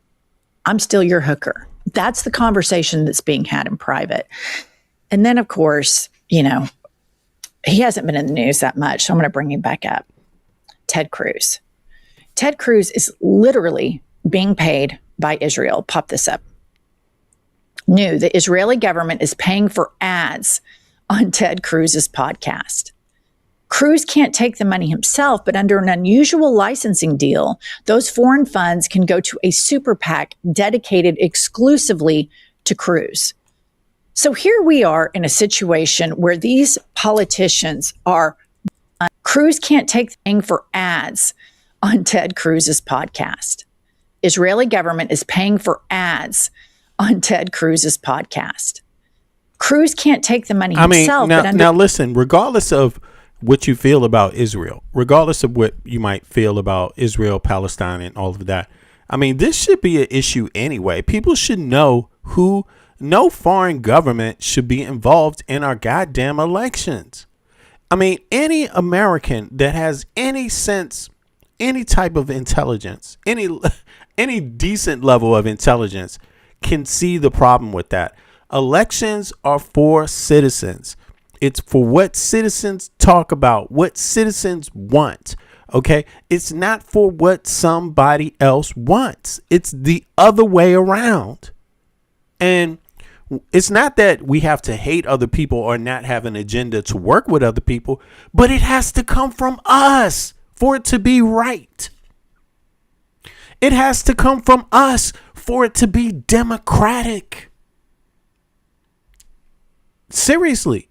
And I would think if you respect our country, you would respect staying the fuck out of our election process. Very simple. Because this could get bad. You know what I mean? People shouldn't want us involved in their election process. Right? That's not what anybody should want. Allies should stay the fuck out of each other's election process. Even allies should stay the fuck out of each other's election process. You see what I'm saying? Unless you realize that there's somebody who doesn't want a fucking election, then you get involved. You know what I'm saying? Then you don't have a choice because your allies are democratic nations. You see what I'm saying? People that want freedom. And where are you going to get the freedom from authoritarianism? Where are you going to get the freedom from not having elections? Is that going to bring you more freedom? No elections? So but let's hear some more. This is I've Had It podcast is blowing shit up right now. Under an unusual licensing deal, those foreign funds can go to a super PAC dedicated exclusively to Cruz. So here we are in a situation where these politicians are bought, paid for, complete prostitutes by these horrific, morally deranged pimps, whether it's AIPAC, whether it's big oil, whether it's big pharma, whether it's the military industrial complex, whether it's big tech, which is probably one of the most evil forces we have right now in the United States, because these people are on the record of wanting to do away with democracy. And so we have all of these politicians that are on the tit of all of these evil entities. And of course, Ted Cruz is the ringleader, finding some loophole. But I want to leave you with this. It is so important that we not feel deterred in the midterms, despite the clandestine meetings between Jeffries and Kushner. Facts. It is important. Let me tell you, the amount of people registering, there is a surge in Americans coming out to vote this time around. I don't rely on it. Go out there and make sure everyone is involved in this election. If they're an American citizen and you know them, ask them, are you registered to vote? Every day you leave your house, make sure you're doing that, because look, a month, you got to be registered. If you want to vote in this midterm on November 3rd, you have to be registered minimum 30 days before that. So time is running out. It's the 26th. You only have 5-6 days left, something like that. Not more than that. 7 days maximum. So these days should be days that you bothered to say, hey, look, I know this motherfucker, he didn't vote last time. You know what I'm saying? He's really not into voting, but he's an American citizen. And and I care about him or her, let me just bother to let them know that this is your you're on the last days to register to vote. Just that alone. You see what I mean? If you really care about your country and you really care about the United States of America, like, why the fuck would you not be out there trying to get everybody possible who is a citizen to fucking vote? Like, straight up. Straight up. That's what counts right now. So, like, you got a week. Vote.gov. Yeah, go ahead, bro. A part of it is, the Republican, at least Trump's plan, is voter suppression, right? When we look at the mail-in ballots, right? Mm-hmm. The current mail-in ballots and how the Supreme Court gave him an alley-oop to dismiss the claim in terms of the lower court, the ruling in the lower court. Mm-hmm.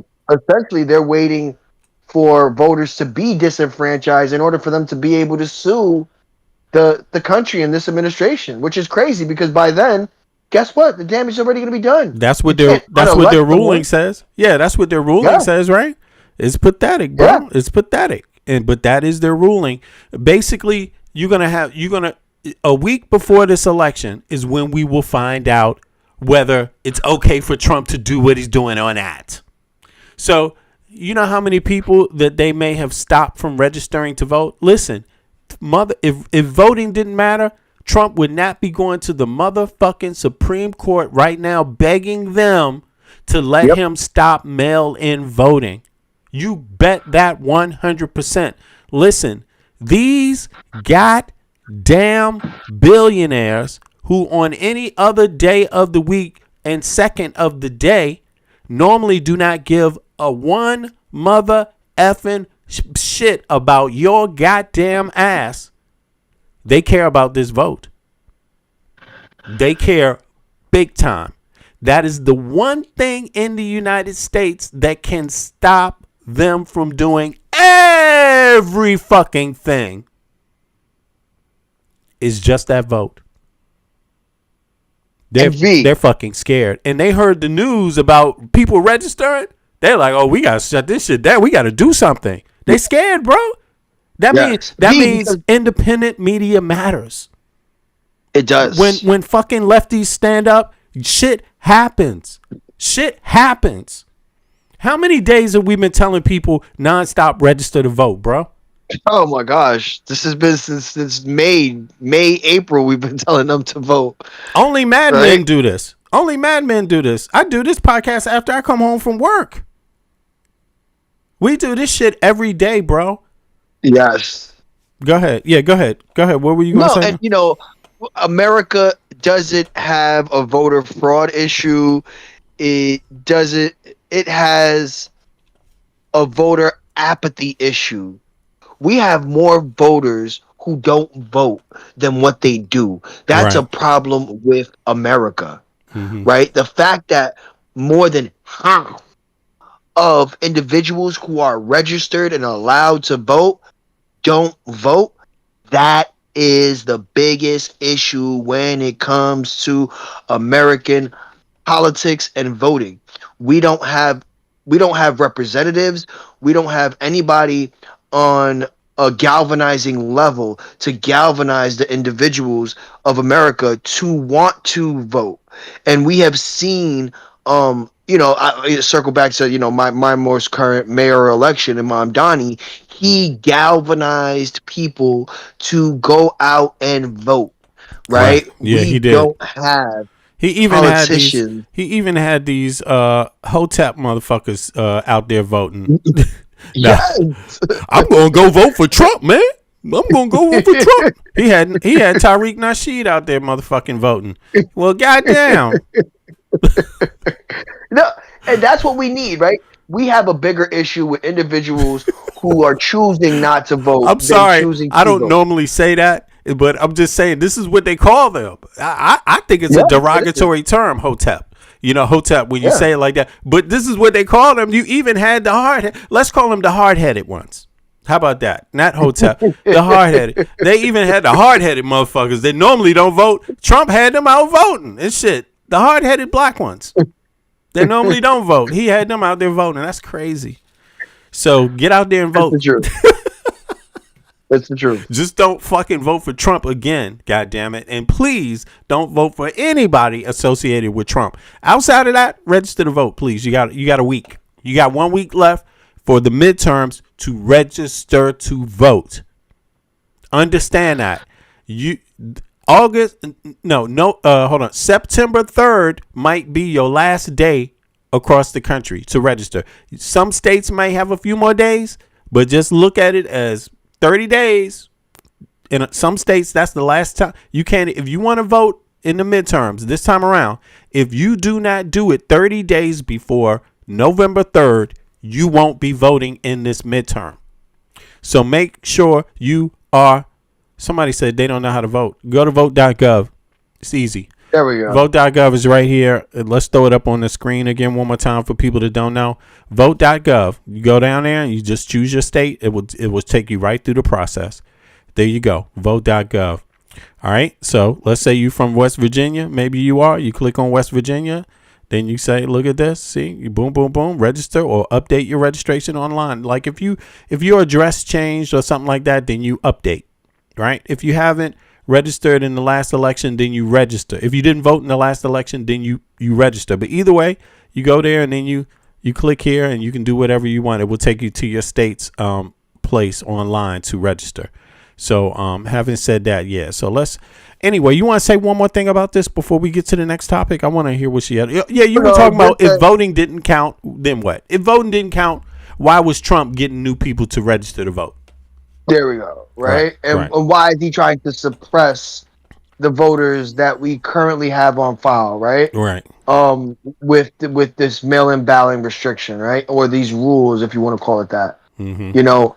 And again, lastly, a issue is with the parties. Hold on. The parties can't galvanize. Hazel Flat said, don't put this on black people because white, young, old men and white women, Latinos voted for this motherfucker. Yeah, I understand you. More of them, half basically of those groups voted for Trump. 20%. The black population, 20%. You mischievous ones. The mischievous 20%. The haters, the motherfucking real haters. The goddamn, y'all some motherfucking. They some real haters. Yeah, the self haters, man. They just got together and did a whole Dave Chappelle episode on themselves and shit. The joke was on them. It's like goddamn. All right, yeah. It is what it is. You know, I'll end it with, you know, it's an issue with both parties when they can't appeal to more people to get them to vote and come from wherever they're coming from to vote, right? I think that's the bigger issue when we look at, you know, what's going on in America, that the two-party system haven't been able to galvanize the American people to vote overwhelmingly and make it feel like it's their patriotic duty to have that representation. And I think that's also a bigger part of why a lot of Americans feel frustrated. They don't vote. They don't know too much about politics, but then they insert their personal issues as if they already made that choice in an oversimplified manner. Level. Yeah. Yes. Yeah, without really even knowing how things work. You got to first know how things work to get anything done. And if you're not willing to do that, learn how things work in civics, then you're going to get played by your emotions every day of the fucking week. You know, your emotions is going to have you with your motherfucking foot going around your back and kicking you in your own ass. Basically. Yeah. Real fucking hard, too. Not just a little bit, but real fucking hard. Almost like you were standing behind yourself and had a running start hard. Like, you know what I'm saying? That's hard to fucking do to yourself. But yes, these motherfuckers. They had some hate, some real self-hate in that kick, boy. What the fuck? It's like, damn, man.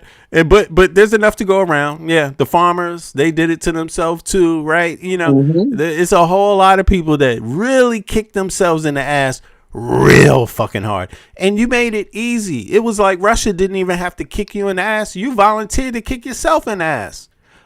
Nobody else had to kick you in the ass. You kicked yourself in the fucking ass.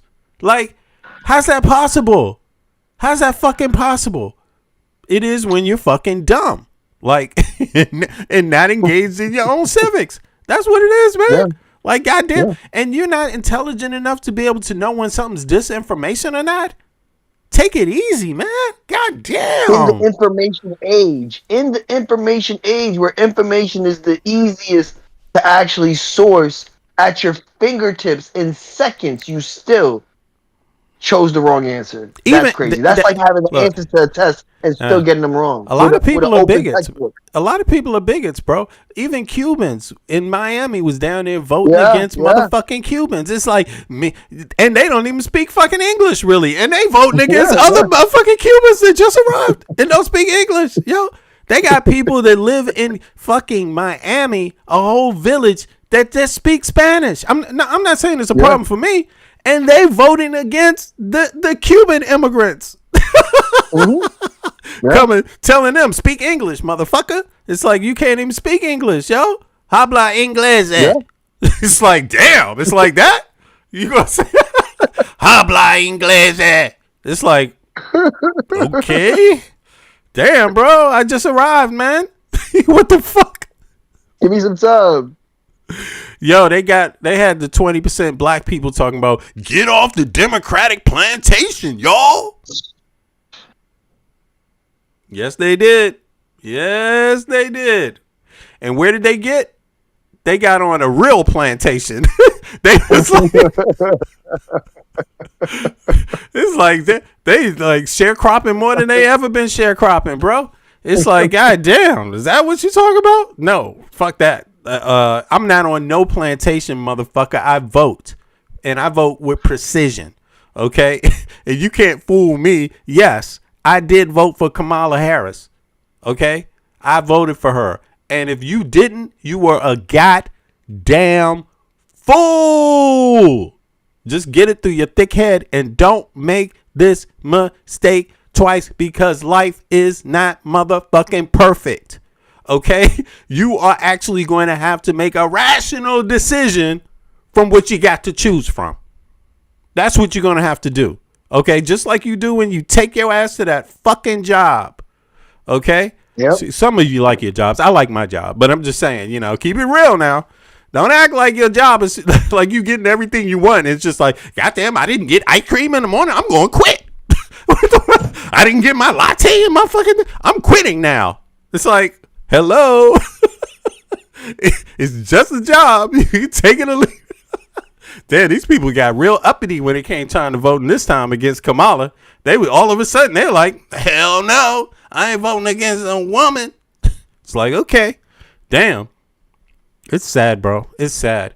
If your only choice is anybody associated with Donald J. Trump at all in any way, if they backed him up, if they voted for him, if they supported him, if they had nice words for him, if you got a choice between that and a Kamala Harris this time, you better fucking make the right choice, goddammit. You better make the right choice. And you better not let the fucking internet have you believing her great goddamn granddaddy was a slave owner in Jamaica. And you better not let anybody lie to you, because if you let people lie to you this time again, yo, you deserve what you get. You deserve what you get. Okay? Like, it just doesn't work that way. If you're dumb, you lose. You stay stupid, you lose. Yo, people got to stay clever. You want government to work right, you got to be clever, man. You can't just be out here like expecting that this shit is going to work for you when you're not on your game. Be on your A game about your motherfucking life and your tax dollars. How can you not be on your A game about your own goddamn tax dollars? If you go to work for 8 hours a day and you make $100 a day, $100 an hour, right? 300, close to 300 of those motherfucking dollars go to taxes. Why would you not be on your A game? That's almost damn near worse than being married and having kids, yo. What the fuck? Married and having kids means you got bills to pay. You got to pay for kids' food. You got to pay for them to have their own room. You got to pay for them to go to school. You got to pay for, goddamn, that's 1/3 of your fucking salary. 1/3. You better be on your A game when you elect officials to decide what happens with your tax dollars. You may as well let somebody go grab your wife out of the bed and take her ass home if you ain't on your A game with your fucking taxes and your voting. You may as well let somebody come in your house and grab your motherfucking kid and take their ass too if you are not on your A game about your fucking voting. That shit is serious. 1/3 of your fucking labor is fucking serious. Smack yourself if you don't take it serious. And your kids should smack you too. And your wife. And your mama also. All right, let me continue. Let's go. Deterred in the midterms, despite the clandestine meetings between Jeffries and Kushner. It is important for us to remember that we have the power to push Jeffrey, should he be the speaker, or to push the other members of Congress to not vote him in as speaker. Damn, is this a rational speaking person? Wow, that's very true. Because all of these prostitutes that are paying all these people off all the time, when they see the power of the people, they see the power of their profits. They see the power of their dollars. And all of a sudden they shift a little bit. Oh yeah, we're going to have Pride Week again at, Meta or at whatever. These people believe in nothing. So we have to elect the most progressive, non-bought and paid for politicians that we can, but we're going to get some corporate Democrats. What do you do with somebody? What do you do with somebody like that gets 1/3 of your paycheck? These people believe in nothing. What do you do when you give a person that believes in nothing 1/3 of your labor every day you go and do something laborious for money? What do you do to a person that what? And all of a sudden they shift a little bit. Oh yeah, we're going to have Pride Week again at, Meta or at whatever. These people believe in nothing. What do you do when you find out that you vote them out? You vote for someone else. You do not pay them again. So we have to elect the most progressive, non-bought and paid for politicians that we can, but we're going to get some corporate Democrats in there too. And that's better than a MAGA every day, all day, and twice on Sunday. But it means our work and letting these corporate bought and paid for Democrats know we're not going to tolerate it is that much more worthy and is that much more important. All right, that's all I have. Please pre-order my book, Not Today Fascist. The link is right below in the show notes. I'm even doing a little tour. All right, so listen, it's not only this situation with Hakeem.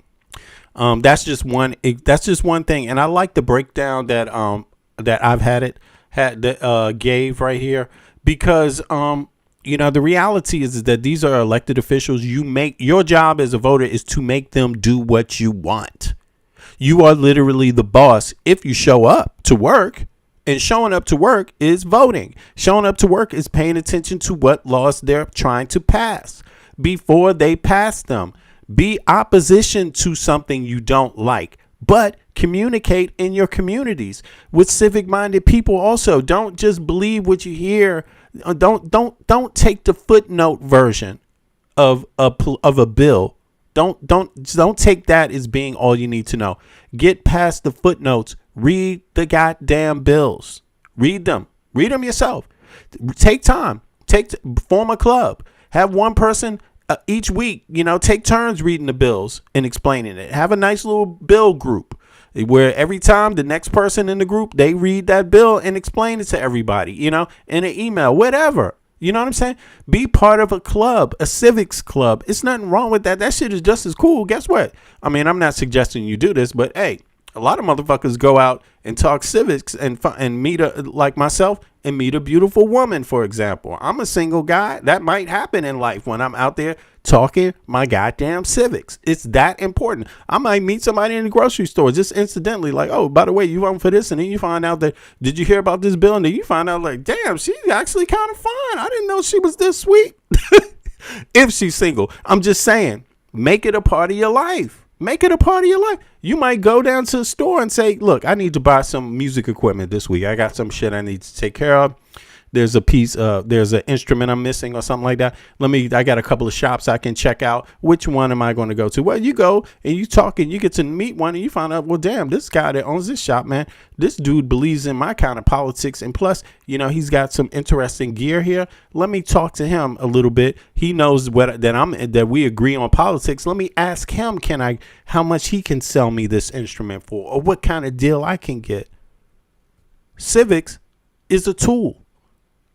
It's not just like a dollar bill is a tool. No, that's what they give mice to run around in a fucking circle and get their ass trapped in a fucking cage. Here's your cheese. Civics is the opposite. All right, so let's see here. So it's not just this. It's also, we got some other serious news. It's also Russia. It's not just Israel. So let's get straight into it. Things are looking very strange, very, very strange. American voters need to be concerned. They need to be aware. This is not a test. This is not a false alarm. This is really actually happening right now to Americans, and you're going to have to decide whether this is what you like. Okay, now to the mysterious U.S. Air Force flight to Moscow earlier today.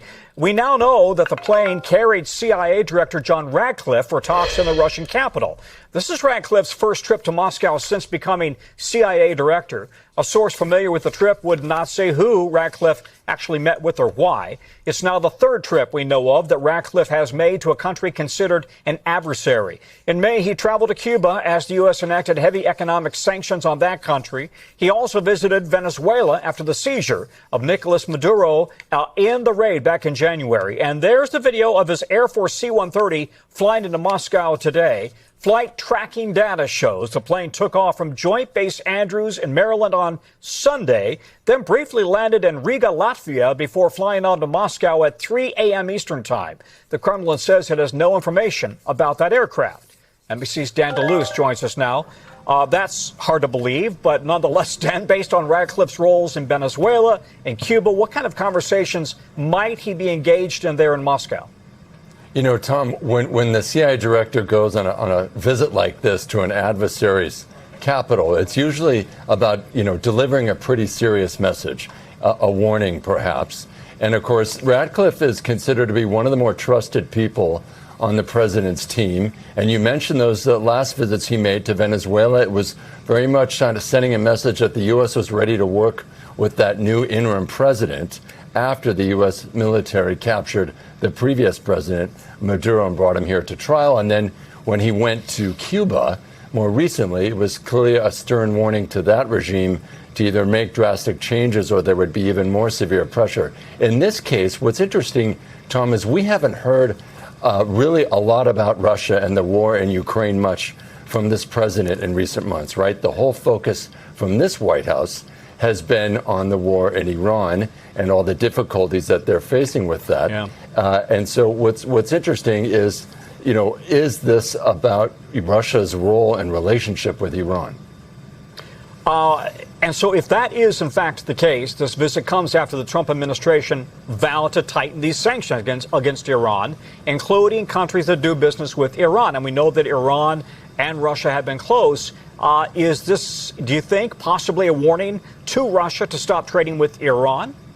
That's a distinct possibility. Some kind of a conversation, perhaps, where there are carrots and sticks.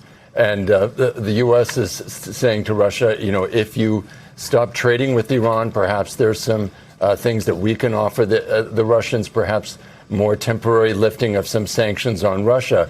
What's really interesting, though, is that you have these two wars now converging, Tom, right? So you have the Russian... Or is it some total sellout shit? Like, is he going to give Russia some information that they don't want others knowing that they're giving them? You know, yeah. What is this about? Is it about Ukraine?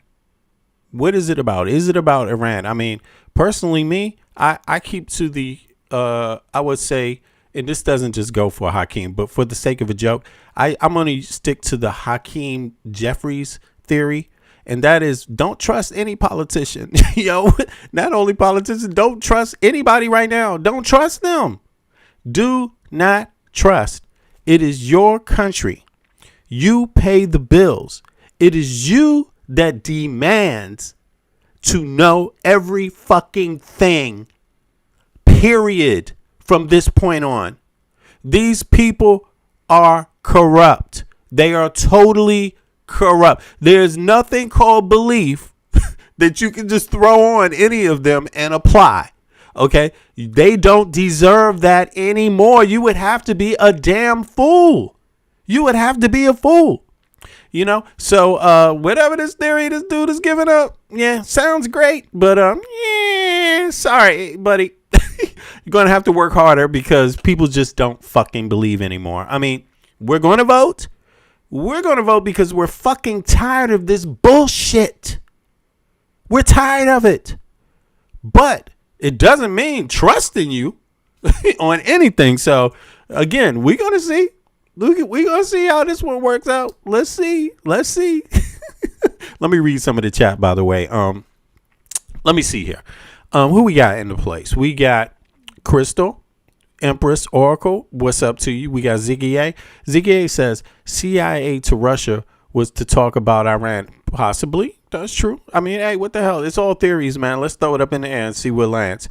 Facts. Okay. Curtis Asante says facts. Only one I can trust so far is Mom Donnie. Yeah, well, I agree with you, man. Shit, it's a new day right now. New day, new dawn. Who was that? Nina Simone. Yeah, straight up. And also, God bless Nina Simone. As a matter of fact, for that one, it's a new day. It's a new dawn. Let's see here. Okay, Irish Paul says, pull out of Ukraine, piss off Putin. Why is Putin hiding? Is he? Yeah. Now this is what I mean, Paul. Exactly, because you're in Europe, so you're hearing some of the news that I'm hearing too. Actually, Ukraine has been bombing Putin shit. People that hold Putin's money, Ukraine has been bombing their shit, their personal shit. They bombed a Putin vault, right? A place where Putin is said to have a vault. It's not in his name. Right. Apparently Putin doesn't keep stuff in his name, but he has his closest people that do it. And one of the dudes keeps a lot of his money, is heard. It has a vault there just for Putin in one of the residences, and that got bombed. Another Putin place got bombed too. A place where Putin is known to stay.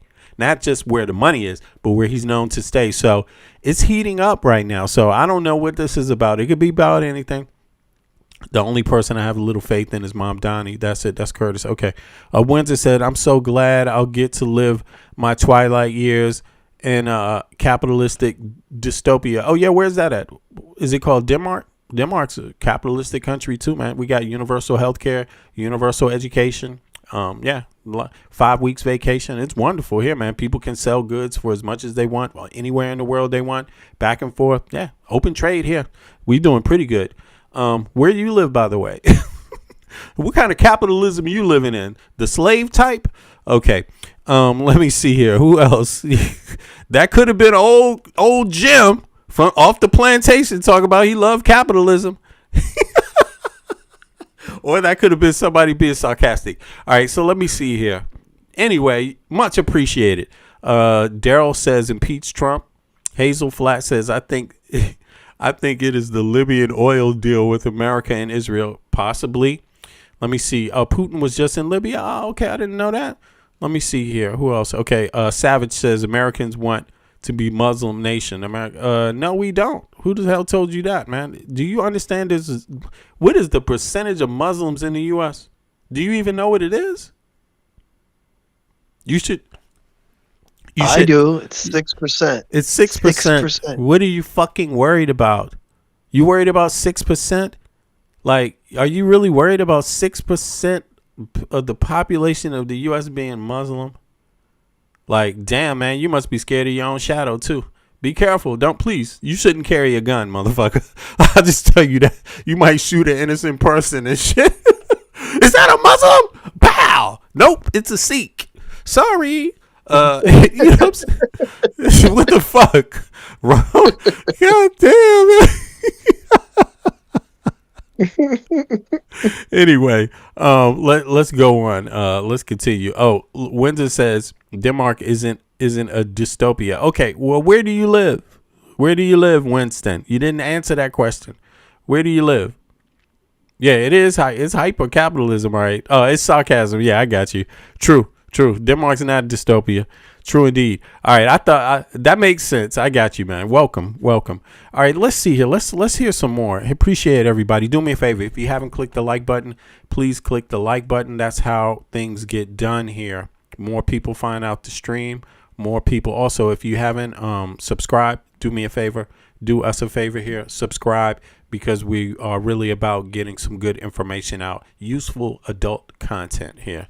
So, all right, let's continue. That's a distinct possibility. Some kind of a conversation, perhaps, where there are carrots and sticks. And the U.S. is saying to Russia, if you stop trading with Iran, perhaps there's some... This story is already falling apart. He said carrots and stick. Do you think Trump knows what a carrot and stick is? Like, no, he's definitely not going to use any stick on mother. What is he talking about? What is a stick, according to Trump? A carrot usually is something that they want, and you can ease them over to your side. A stick is usually like something they don't want, something that hurts them for real. Like, are we talking about a toothpick stick? What kind of stick we talking about?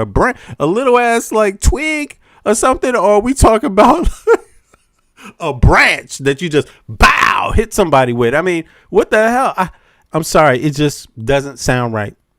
We talking about Trump, Jeffrey Epstein's best friend. Putin is alleged to have all kinds of pictures and videos of Trump with little kids. How you going to lay a stick on anybody? Things that we can offer the Russians, perhaps more temporary. You can't even release the motherfucking Jeffrey Epstein files, and Russia is definitely likely to have it. Israel's definitely likely to have it. Others are definitely likely to have it. Because think about it. If you had it, would you tell somebody? No, you would use it to your advantage. That's what you would do. You see what I mean? So, I mean, sorry, the Epstein class, the Epstein administration ain't going to do shit to Putin. Ain't going to do shit. And, but they don't necessarily need to, because Ukraine is being very decisive. Actually, they have exposed Russia's weakness. Russia's weakness is its size and its population small compared to its size. It's lost a lot of soldiers, and it is very poor. It's very poor. The economy is broken in Russia, but its size is a killer. So that means they have to mobilize those troops all around. And that's a disaster militarily when you have the size that Russia has.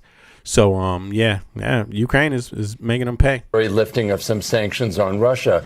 What's really interesting, though, is that you have these two wars now converging, Tom, right? So you have Russia providing intelligence and military assistance to Iran. And, of course, Iran helped Russia at the beginning of its war against Ukraine, providing them with all sorts of Shahid drones that have been so deadly. One thing to keep in mind here is that Russia and Iran have an interest in trading and doing business, and they're both out to evade sanctions. Yeah, and we haven't even talked about the China equation. Dan DeLuce, thank you very much. We thank you for watching, and remember, stay updated on breaking news. Let me see here. Sorry about that. Let's go to CBS now. I'm just curious what they got to say, and then I will check out Rebel right after this on the topic. We turn to other news of day. This morning, a military plane landed at an airport in Moscow, of all places, and the intrigue only grew after CBS News was first to report CIA Director John Ratcliffe 4 hours, was among. It's 4 hours now. Okay. Yeah. Thanks, Eric. Those on board. Senior national security correspondent Charlie D'Agata has been looking into this. Yeah, good evening, Tony. This is the first known time John Ratcliffe has visited Moscow as CIA director. The trip was a secret, but flight trackers spotted an American military plane entering Russian airspace and then cell phone footage. You know, and this is the same thing. Like that meeting with Hakeem Jeffries was a secret. I mean, do you think this is a coincidence? Like the CIA director is going to meet Putin or somebody representative of Putin in secrecy. Hakeem Jeffries meets who? Jared Kushner, a childhood friend of Netanyahu, pretty much, right? A family friend of Netanyahu's. All of this is within how many hours apart from each other, bro? Michael, you there? I'm here 48 hours, within 48 hours of each other. This is weird, bro. I'm sorry. I'm a person that I do think about my feelings and my prejudices or my views about a particular group of people or person or individual, whatever, party, whatever. But then timing, just the stone cold science of it, the math of it. You know what I mean? That is very odd, bro. It is. It is very odd. And it goes to show that, maybe this administration is panicking with the soon to be blue wave in the majority in the House and Senate. Maybe that's the main reason why, right? I think you hit it on the nail, bro. I think you pinned the tail on the donkey. Yeah. It's like they're trying to figure out where they stand with Russia, just in case they got to flee to Russia. Yeah, bro. Hey, American people, you're doing a great job scaring the fuck out of them. Register to vote. Keep registering to vote. That's excellent news. Yeah. These motherfuckers are scared, But bro. it's interesting how well publicized these meetings are. Like they want you to know about them. I just kind of find it odd that it just, it's like it came up in a notification that Hakeem had a meeting. Maybe it's the media people just turning against them, just saying like, fuck it, man. People need to know about this, or not, or it's a trick. I mean, I'm open to both theories, but. First of all, no matter what it looks like, make sure your ass is getting registered to vote before the end of this month lets out. And also, make sure your ass is voting. Make sure you vote and make sure you get somebody else registered. No matter what you hear, there is record registrations happening, but still do it anyway. Do not take any chances whatsoever. Do not. Understand. Help someone else out to vote. It's free, and it almost doubles your own vote if you're both like-minded. Exactly. Have a party. Have a vote party. You know what I'm saying? Go to the polls together. You know what I mean? Like this kind of shit. Help people. But this, I'm inclined to think this is definitely weakness. That's where I would go. This is weakness because nobody. I don't think it. I think. They know there's too many things cascading at one time. There's too many things happening. There's the voter registration happening. There's the unpopularity happening, right? There's what else is happening? There's people pretty much there's the inflation happening. There's the war bringing the inflation up that's happening. There's the cutting of the Medicare that's still in the process. Even more of it's happening. There's so many things happening at one time. I'm likely to think this is their move. They're planning whatever their moves are for this midterm. It's what they're planning. They're scared about the midterms and they in survival mode. That's what I think. And they're seeking help from Israel and they're seeking help from Russia. That's what I think. Yeah. Or maybe they're making their plans to get out of Dodge too. Like, hey, who you going to help? Who you going to let stay in Russia? Because Americans are going to be chasing these motherfuckers down in the street. Like, yeah, I think so. Because when somebody's got to pay the bill and the Americans realize ain't no more money left, who you think they're going to chase down? Poor people? They're going to fall for that one again? Or is it going to be somebody with some money? You might get something more. You might have a better dinner if you go after somebody with some goddamn money, because, you know, at least you want to get a steak dinner out of it or something. Goddamn, you ain't going to get anything out of a homeless person. You know what I'm saying? A student with no job, nothing. Sorry. Even a student with a job ain't got enough left. You know what I'm saying? It's already spent. Average person done spent their money. What the fuck? Soon as they get it, rent, bills, my groceries for that month is all gone. Sorry. Utilities, ain't nothing left.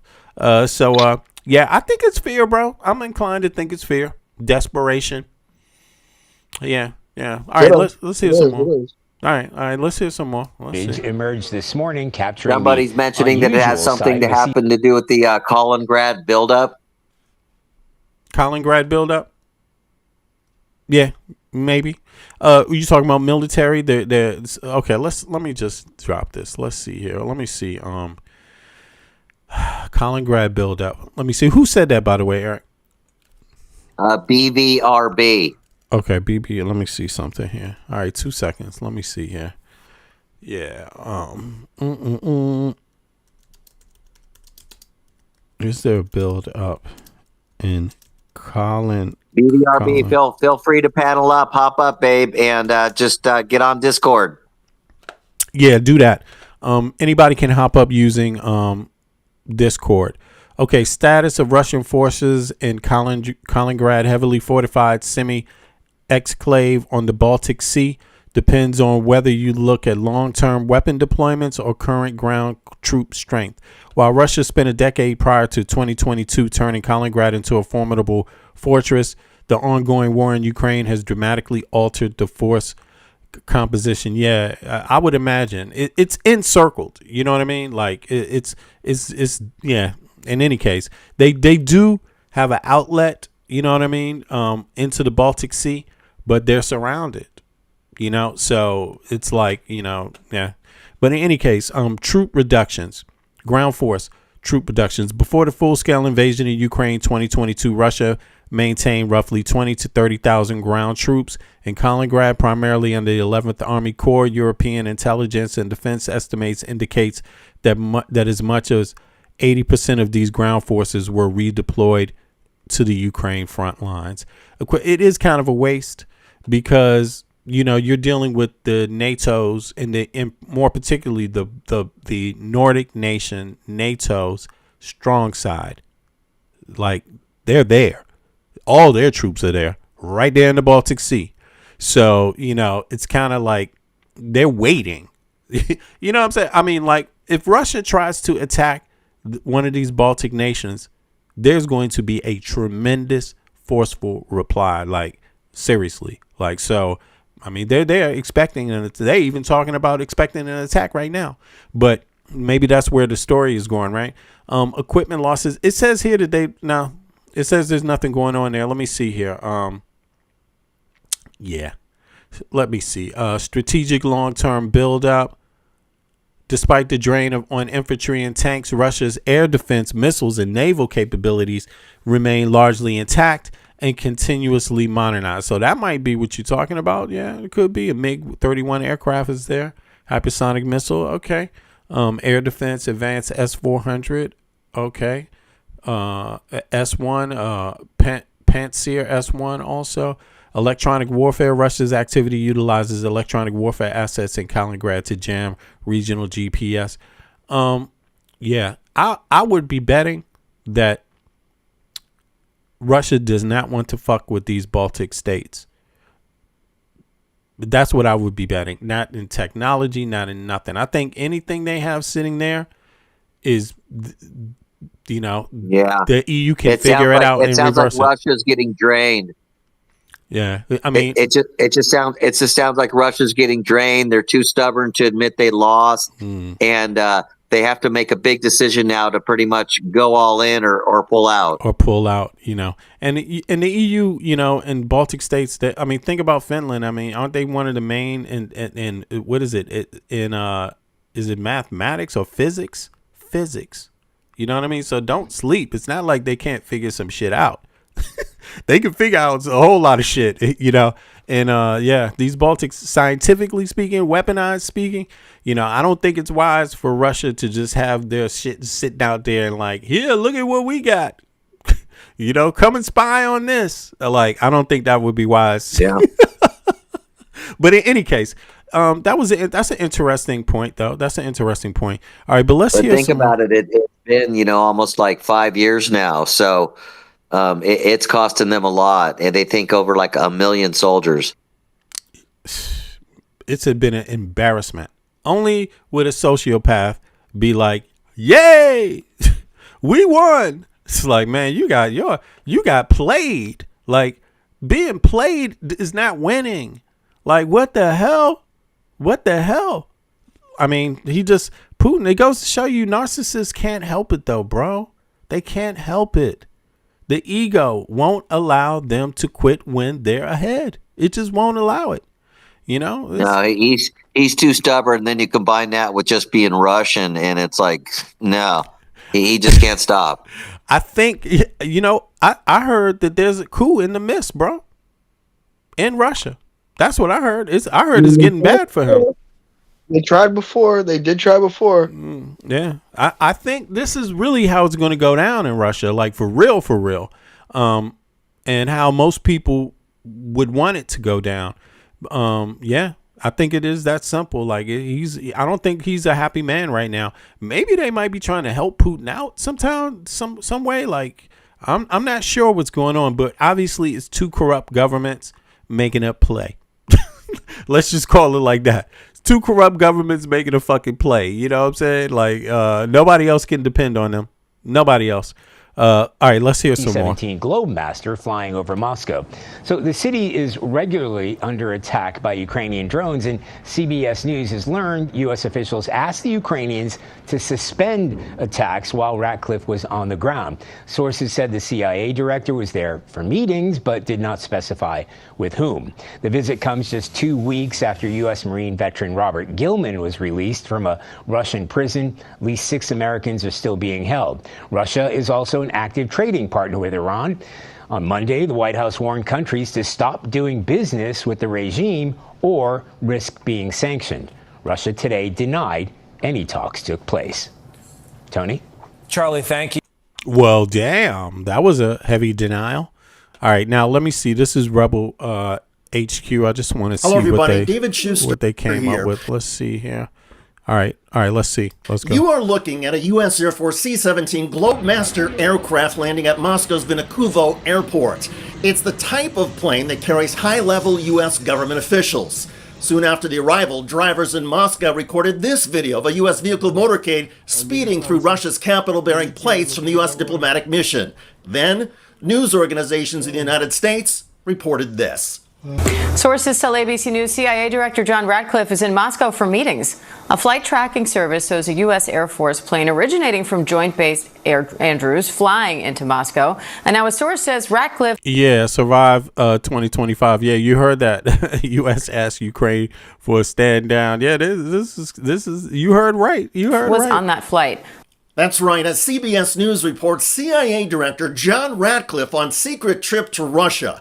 Trump administration officials are only confirming Ratcliffe is there. The officials are not providing any other information or guidance. We know from government officials, or from officials, I should say, that the CIA director, John Ratcliffe, was on the flight and that he is in Moscow for meetings. And so that's what we know at this point for sure.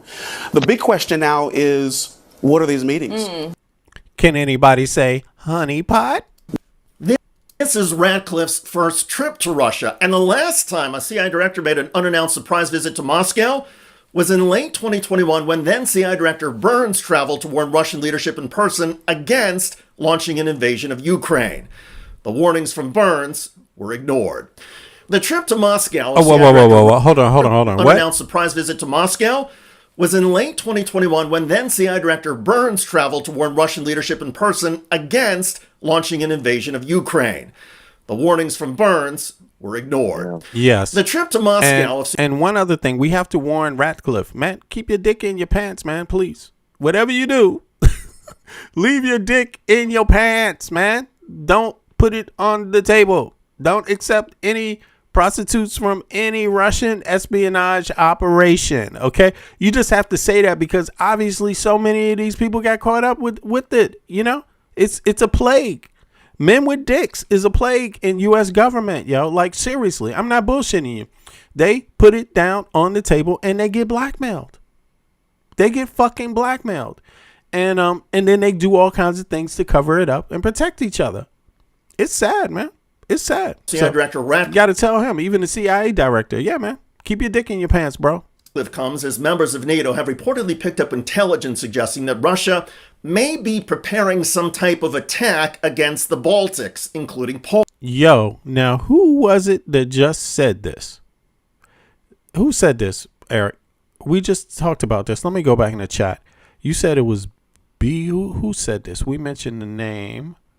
It was a BRVB. I'm not sure if they're still hanging. BRB. There it is. BRB. Hold on. BVRB 4042. Kaliningrad build up. Yes. Yeah, that's what he said. All right. There you go. I see you in the chat, man. Good ears. Good ears. So yeah, this is where obviously everybody can see the map. This area right here is a little strip that Russia has access to. And on top of that, I don't even think this goes through. Look at this. It goes through Lithuania, but this is not the only. This is not the only area. Let me see something here. Let me just let me get the map up over here real quick, so we can take a closer look. Here we are. Let's do this. Now, all right. I wonder, can everybody see this? Yeah. Now, let me zoom in. Boom. Right? So, this is two different. Let me zoom back out. Here we go.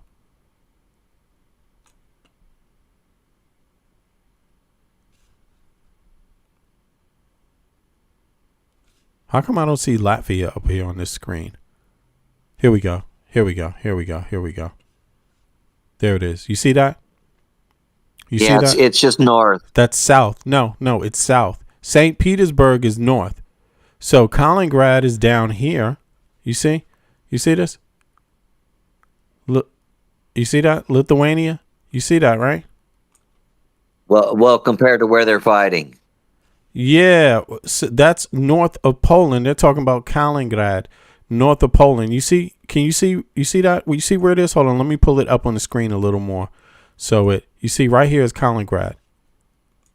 Right? So that's what they're talking about. But Russia has that little land there, right? That little situation happening there, Kaliningrad. They said it's a troop buildup. Now, did they say it is a buildup? Let me pull this back. 2 seconds. Let's pull this back. Ratcliffe was on the flight and that he is in Moscow for meetings. And so that's what we know at this point for sure. The big question now is, what are these meetings? This is Ratcliffe's first trip to Russia, and the last time a CIA director made an unannounced surprise visit to Moscow was in late 2021 when then CIA Director Burns traveled to warn Russian leadership in person against launching an invasion of Ukraine. The warnings from Burns were ignored. The trip to Moscow of CIA Director Ratcliffe comes as members of NATO have reportedly picked up intelligence suggesting that Russia may be preparing some type of attack against the Baltics, including Poland. So you see, they have a base here, but this is their base here. Oh, let me pull it over here. The base here is surrounded. It's surrounded by Lithuania, right? It's surrounded by Poland. You see that? But if you go north, they actually do have an inlet directly out of St. Petersburg. You see that right here? So if you go north, the west end of the Baltic Sea is, you can go right into St. Petersburg right there. You see, but it's also surrounded by Finland and Estonia. You see? So, and yeah, exactly. So, just for information's sake. All right, let's continue. The intelligence indicates Vladimir Putin may try to use a Ukrainian drone to carry out a false flag operation. But essentially, that means they have to go into much colder, much tougher terrain.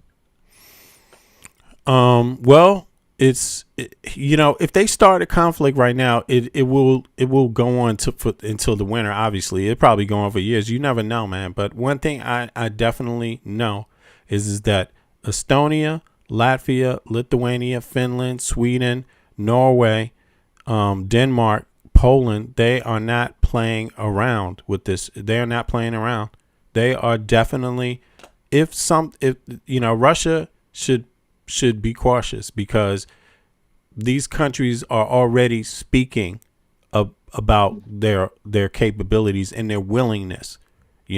Like they have a history with Russia, and they don't, they're not talking a lot, but they're definitely gearing up for a conflict with Russia. Like it's for real. And I think a lot of Americans, we don't think about it because we're so far away. Even though I'm here in Denmark as an American, we don't think about it. But yeah, they're definitely on the ground, and they're not playing around. Like, they have a history with Russia, and Russia is just another country to them. There's a lot of Americans that think Russia is bigger than stronger than what it is, or there's a lot of people around the world. Look, these people are not fucking afraid of them at all. Like, they have their own countries and their own people and their own sense of pride. And they have a history having wars with Russia. Right. So they're not coming at it from that's the ex-Soviet Union. They're trying to reestablish and rebuild that Soviet Union. And these people ain't playing. Those folks, exactly. Even though those folks don't necessarily want to be, re-annexed. Exactly. But that's just part of the big power structure that the Soviets used to have. Yeah. And these people are like, not again. It ain't gonna happen again. God damn it. Yeah. Go ahead. Which other countries that are neighboring to the Baltic has nuclear weapons? Like that's where true. I look at it from a warfare perspective. True. Right? Because Poland has no nukes, right? Turkey has nukes. They got American nukes, actually. Yes, they do. Yeah. Turkey. I know Poland doesn't have any nukes, right? Let's see here. Let's see. What Baltic nations have nukes? I don't think too many of them have nukes that may be their own, because they're working under NATO security structure right now, but that are their own. But they might have an agreement on how they're operated. You know what I'm saying? Like, let me see here. It says sovereign capabilities and legal status. Non-nuclear states. All three Baltic countries are signatory. All three Baltic countries are signatories to the Treaty on Non-Proliferation of Nuclear Weapons. So that's the NPT. As a non-nuclear weapon state, they do not have domestic nuclear weapons programs. No deployed NATO nukes. While all three NATO members, NATO does not station nuclear warheads on their territory. NATO, but they're not talking about submarines. NATO's European Nuclear Sharing Program currently stations U.S. Gravity bombs only in specific Western and Southern European allies: Belgium, Germany, Italy, and Netherlands, and Turkey. The nuclear dynamic around the Baltics. While the Baltic nations themselves do not have nukes, the Baltic Sea region features nuclear coverage from major powers.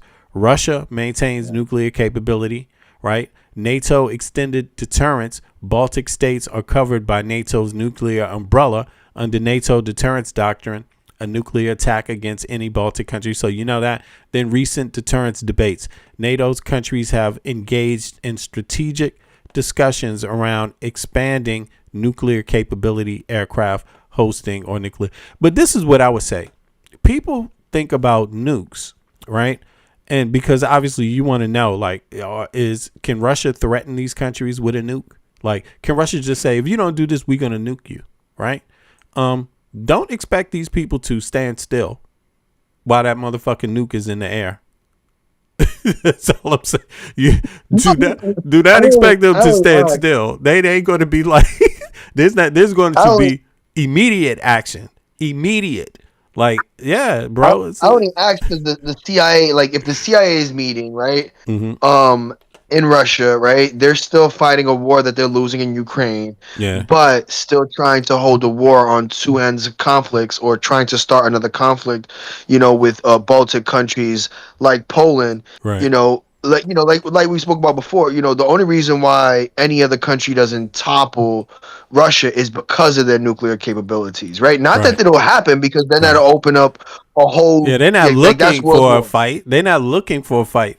But two things I would say to this. I agree with you. Here's two things people should know. First of all, St. Petersburg is right here on the Baltic Sea.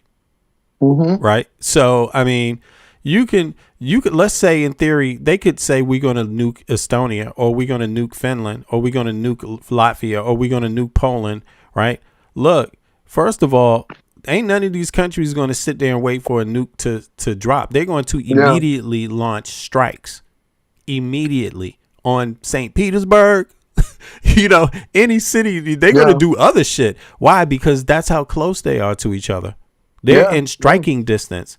You don't need the nuke is going to have to go up. Yeah, the nuke is dangerous, but they're not going to stand back and not be doing some military exercises. And then there's another thing people should know. Like, Russia's main military hub is right here. It's up here in the north. It's in the north, and there's only one train line track. You see where this train track goes from here? You see that area, Kim? Right? Yeah. Then you see that track? There's a highway. You see that? Coming down here to this, down to there, keep going down to here. You see that there's a line that comes all the way down to here. You see there, then comes down here. That's a train. There's a train track. And if you want to stop all those the weapons manufacturing capabilities in Russia that's up here towards this sea, the White Sea, right? All you got to do is bomb the hell out of that fucking thing. That's going to stop movement, a lot of movement of weapons, so they have some things already, they know, obviously they ain't going to tell you what they know, but they know a lot. They know a lot about how to engage in war with Russia. Trust me. And think about this. If they didn't, Ukraine wouldn't be giving them so much difficulty right now. Anything that Ukraine knows, the rest of them know too. This is why Ukraine is share that information. Yeah, this is why Ukraine is standing up, man, because it's part of their strategy. They know that how Putin thinks and what his real opportunities are. You know what I mean? And if they were worried about a nuclear bomb, they wouldn't be selling weapons to Ukraine. They wouldn't be backing up Ukraine. They wouldn't be doing anything. They wouldn't be voting for Ukraine to be in NATO. They wouldn't be voting for Ukraine to be in the EU. So even though Putin threatens those kind of things, after a while, people just don't believe you anymore, man. But let's go back to this one. Let's see here what else they say. NATO territory and then blaming it on Ukraine. The Russian goal would be to create a wedge between Ukraine and NATO. There are also indications, according to intelligence analysts, that Putin may attack NATO in the Baltics as a response to Britain and France agreeing to send missiles and long-range attack technology to Ukraine. In any case, in recent days, U.S. and NATO warplanes have flown over Russian territory near Kaliningrad. Here's some of the reporting from the Geo Network on YouTube. Numerous aircraft. It's getting interesting, though. It's starting to look a little more interesting than I thought, actually. So, I'm up to change my framing. Conducted surprising sorties near the airspace of Kaliningrad, which Putin regards as his fortress. A NATO E-3 from the Geo Network on YouTube. Numerous aircraft conducted surprising sorties near the airspace of Kaliningrad, which Putin regards as his fortress.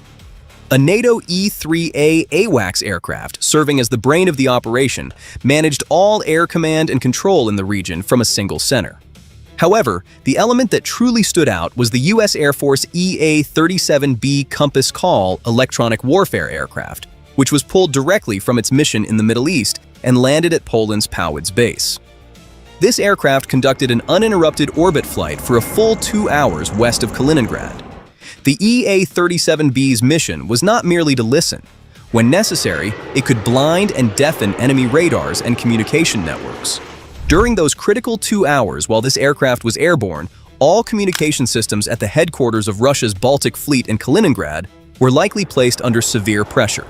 Because the Compass Call system is not an ordinary signal jammer, it is a flying cyber warfare center capable of infiltrating enemy networks and collapsing them from within. So, a U.S. aircraft, part of NATO, pierced Russian airspace over Kaliningrad and may have jammed or disrupted Russian communications and air defenses. The message to Russia about NATO's potential offensive abilities comes as the German tabloid Bild reports that NATO has developed aggressive plans if Putin's Russia hits the Baltics. Here's that summary from the Times Mirror. According to Bild, this offensive blueprint goes far beyond defensive posturing, openly plotting the systematic dismantling of Russian military machinery, deep strike logistics, and strategic air defenses. According to Bild, Phase 1 of this aggressive Western blueprint focuses on obliterating Russian aerospace, missile, and drone capabilities. Bild highlights that NATO planners are targeting the Russian exclave of Kaliningrad, intending to launch massive preemptive strikes against sovereign Russian missile and air defense nodes to neutralize the Baltic strategic balance. As detailed by Bild, the second pillar introduces an automated, highly aggressive, autonomous zone directly along the Russian and Belarusian borders. Bild reports that NATO intends to deploy swarms of reconnaissance drones, robotic ground combat platforms, and loitering munitions to attrit and engage advancing Russian forces right at the frontier. The provocation doesn't stop at the border. Bild explicitly reports that Phase 3 of this aggressive doctrine envisions deep territory strikes inside Russia and Belarus. Now, you might be wondering, why would NATO officials leak or describe military plans to a German newspaper? Well, that could be part of the German NATO effort to warn Russia. Russia's infrastructure has been getting hit pretty hard lately. So it looks like some of these countries think that they're weakened, and maybe it's time to put pressure on them and end this whole thing. Yeah, it could be, bro. I mean, I think that I know that they are definitely paying close attention, and they're not sitting still. You know, they're not saying a lot, but this war, this invasion of Ukraine has basically put the EU on a serious defense strategy with Russia in the Baltics. Like, it's they just are finished now with it. Yeah, and if NATO got seriously involved, it might be the end for Russia. Well, that's what they don't want, right? What they don't want to do is corner them too fast. They rather suffocate them economically. Slowly, exactly. Yeah, and exactly. force like a mutiny from the inside of it, because that's why I bring up nukes. If they rush Russia too quickly, they will do something drastic, like release a nuclear weapon, which you don't want from a global perspective, because that'll create World War III automatically. They just want a defense posture. They're not thinking it. They're not. They're not even thinking. I mean, the Baltic states are not thinking about invading Ukraine. They don't even. I mean, invading Russia. They don't even have a need to. You know what I mean? They're doing perfectly fine. Russians want to leave Russia and escape Russia right now, and they want to come to countries that work, where you can have a regular job that pays a regular standard of life. Exactly. So, you know, they're not in a hurry to invade Russia or do anything like that. They're they want it to happen from the inside. They want Russians to do it.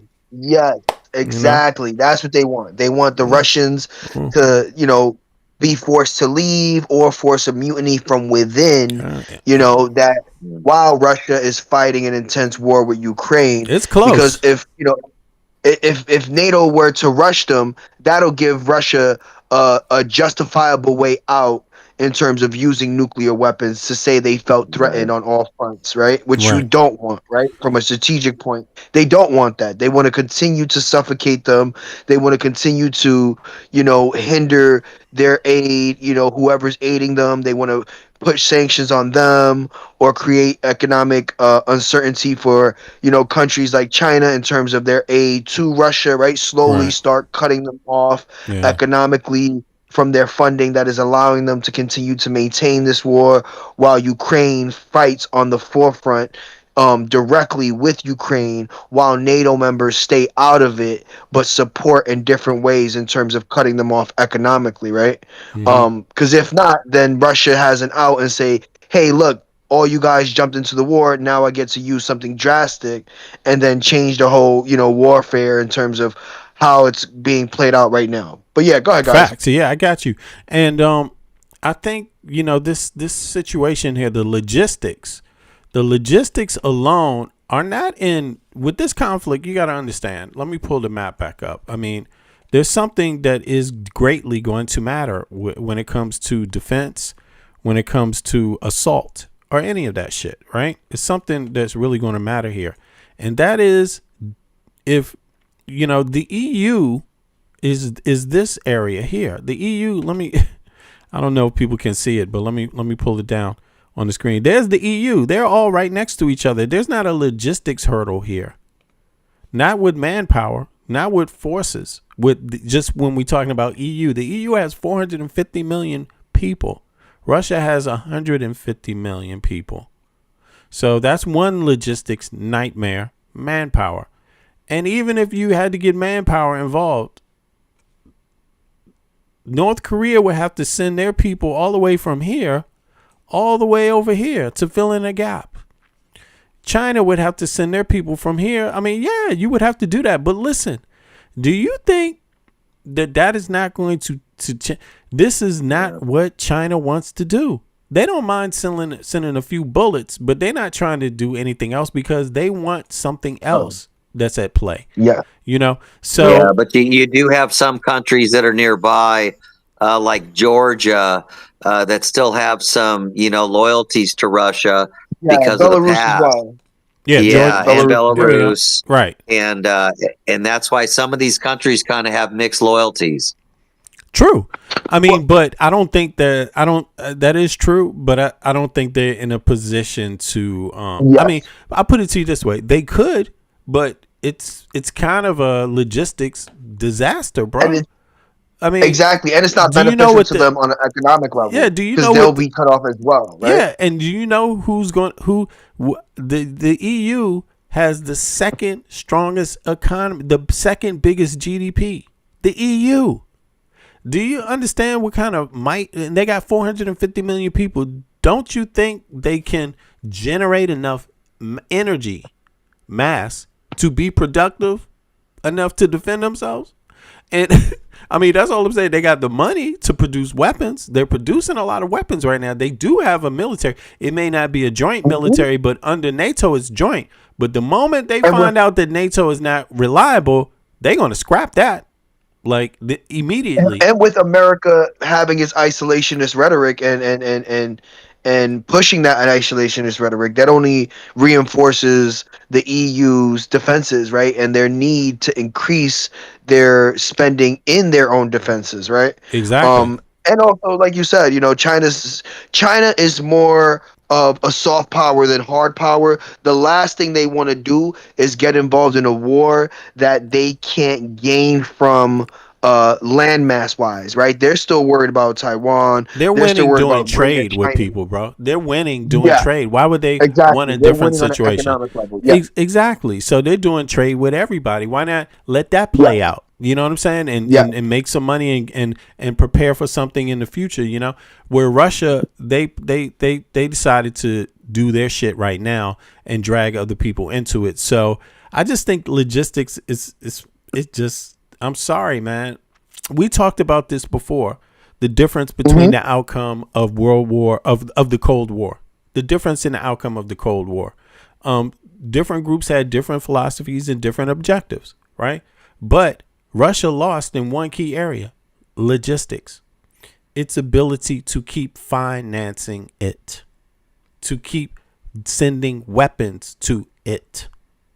That's why I lost the Cold War. But clearly some parts of it never ended in terms of their, ability to get back, involved and almost take back some of these countries like Estonia and Lithuania and Latvia.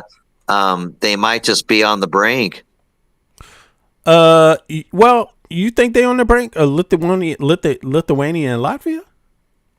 You think no, because I think some of these countries have gotten ready, like Estonia, for this exact situation happening. I think so. I think there might be one. I think on the eastern side of the Black Sea, I think there might be 2 countries. But countries maybe. like Georgia, Well, there's Georgia, Belarus. Azerbaijan. Yeah, I could see them going right back to Russia.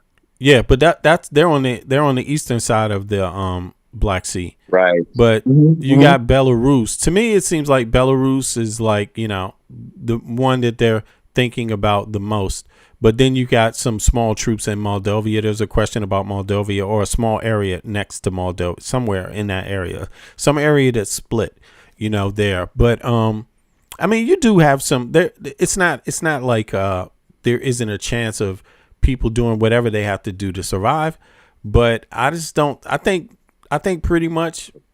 I mean, it's just my observation. That was supposed to be that whole domino effect. Then they were worried about that happening in like Southeast Asia with Vietnam, and and then the country split in half. But that domino effect didn't really happen in terms of spreading to other countries. You mean domino effect with who? Of other countries, falling one after another. The country next door now also becoming communist, which didn't necessarily happen around the world. Right. Yeah. Exactly. And it's it's partly because basically the logistics, and also running out of money, man. What's the point in fighting a war for 5-10 years only to lose at the end because you ran out of weapons? There you go. What the fuck is? Yeah. You could be doing it's great. So horrific. It might be horrific for Ukraine, but Russia is isolated, and that's good for the rest of the world. It's good for the rest of the world. It is. Yeah. Somewhat. I mean, some people will argue differently, but it's all good. It's interesting to look at these kind of details for a moment, and when we think about what the Pentagon is doing, and also what the EU is doing, what NATO is doing, what Russia is doing, what China is doing, and so on.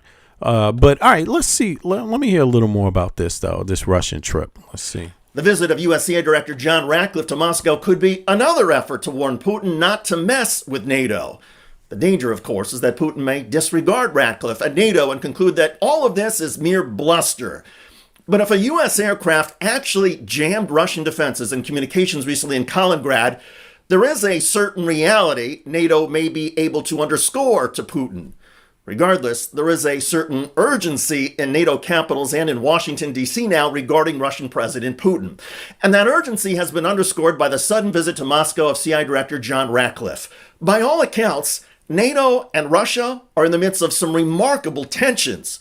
Ukraine, with incredible perseverance, ingenuity, and European help, is now winning its war against Russia and striking deep into Russian territory. And Vladimir Putin seems increasingly desperate to find a victory somewhere and perhaps distract his own citizens from the gas shortages and economic crisis that Ukraine has inflicted on Russia. Relatedly, ahead of CIA Director Ratcliffe's trip to Moscow, Trump administration officials reportedly tipped off Ukraine, which in turn agreed not to send any drones in to attack Moscow or the Moscow airports during Ratcliffe's visit. Meanwhile, the world waits to see what, if anything, the CIA director in his Moscow meetings may have accomplished. By the way, it was just the other week when Ukraine delivered its heaviest drone strike against Moscow since the war began. Over the past year, Ukraine has devised and deployed long-range drones for strikes deep inside Russia. Now, Moscow's mayor says Ukraine launched more than 600 drones at the Russian capital overnight. Ukrainian drones slamming into Moscow high-rises and destroying warehouses of Russia's largest online retailer. Images once thought impossible, part of Ukraine's long-range drone campaign that has brought the war deep inside Russia.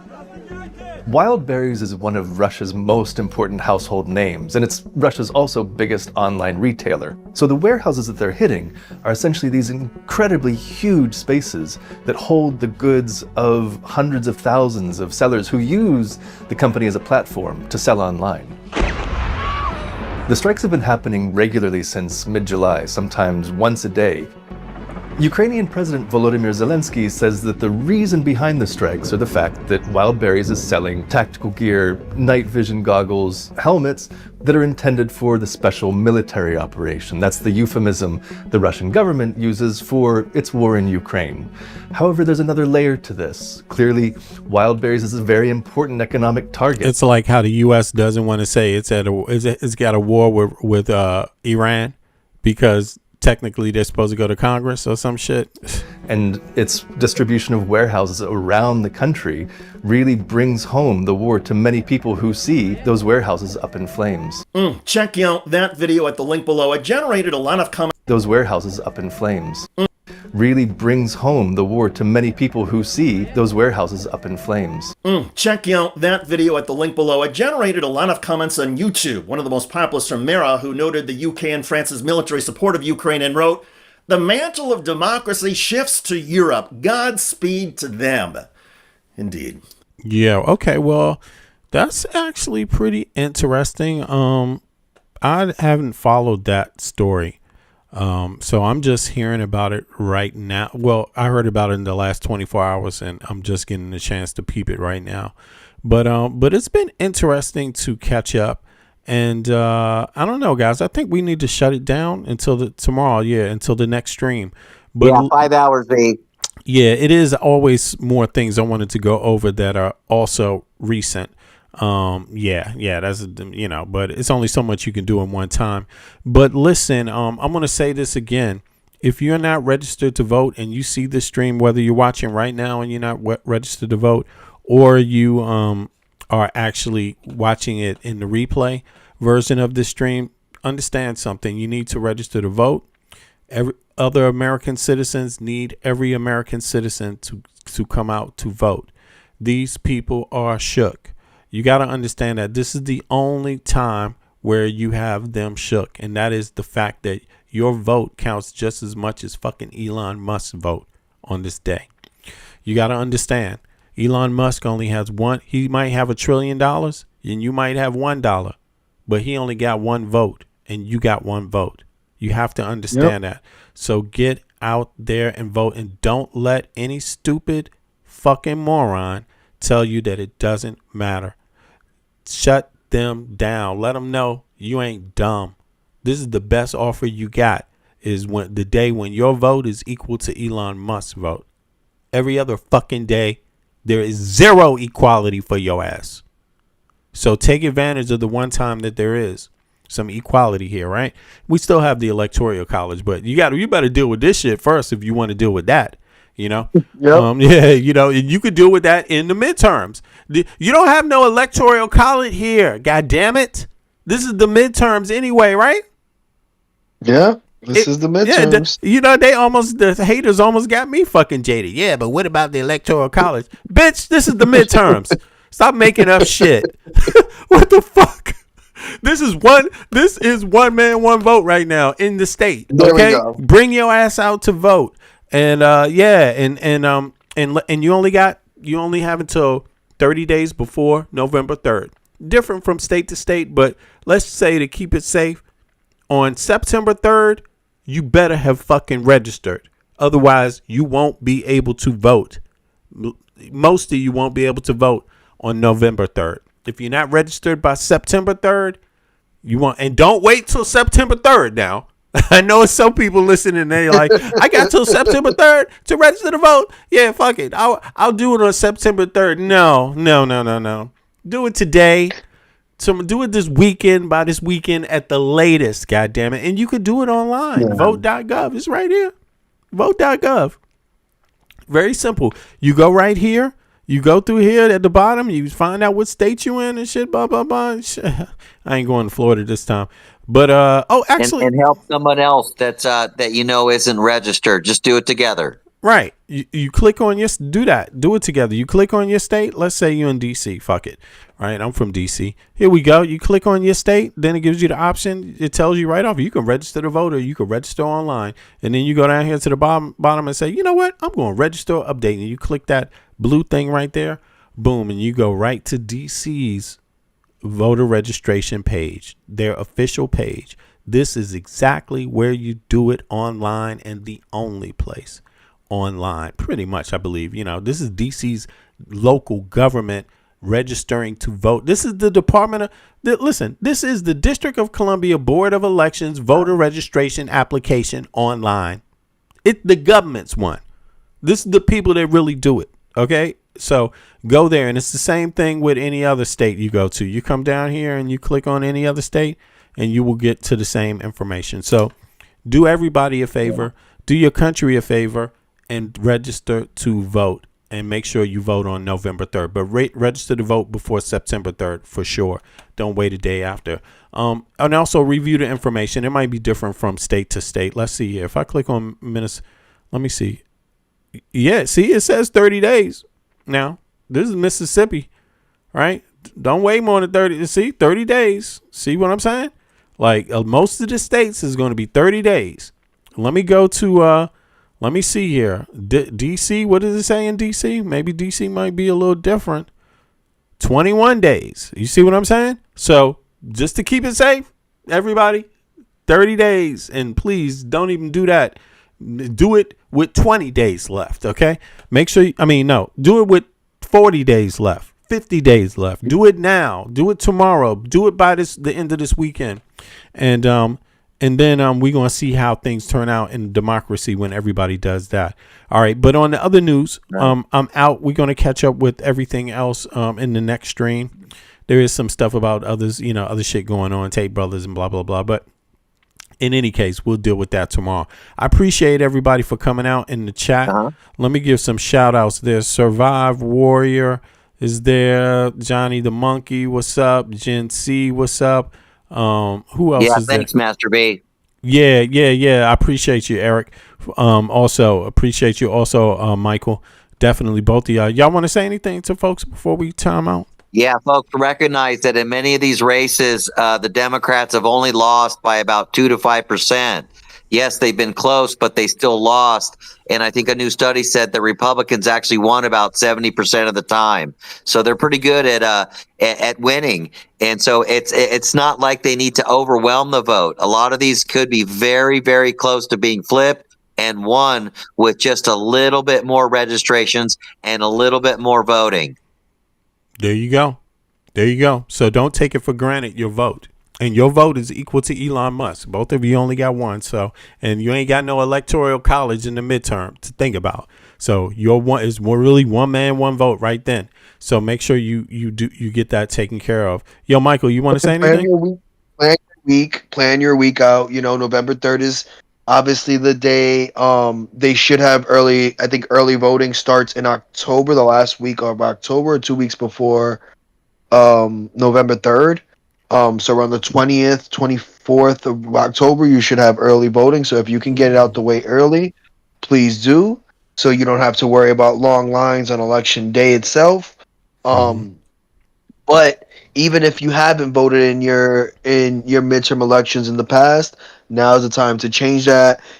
Speak about, look up who your candidates are, who is running, and why you support them, and why you wouldn't support the opposition candidate. And once you educate yourself, you should be it encourages you more to be able to have those conversations in general, not just with people you care about, but the people you see every day. You can ask questions. Hey, who are you voting for in the midterms? And just segue into what you know and what you can be able to educate people on, because a lot of people don't vote in the midterms because they're not educated, right? They don't know who is running in their midterms, and they don't think it matters. When it matters more so, I would argue that matters more so than the president, right? Midterms matter for me more so than the presidency, because these individuals are in the House and Senate for 4 to 6 years, and they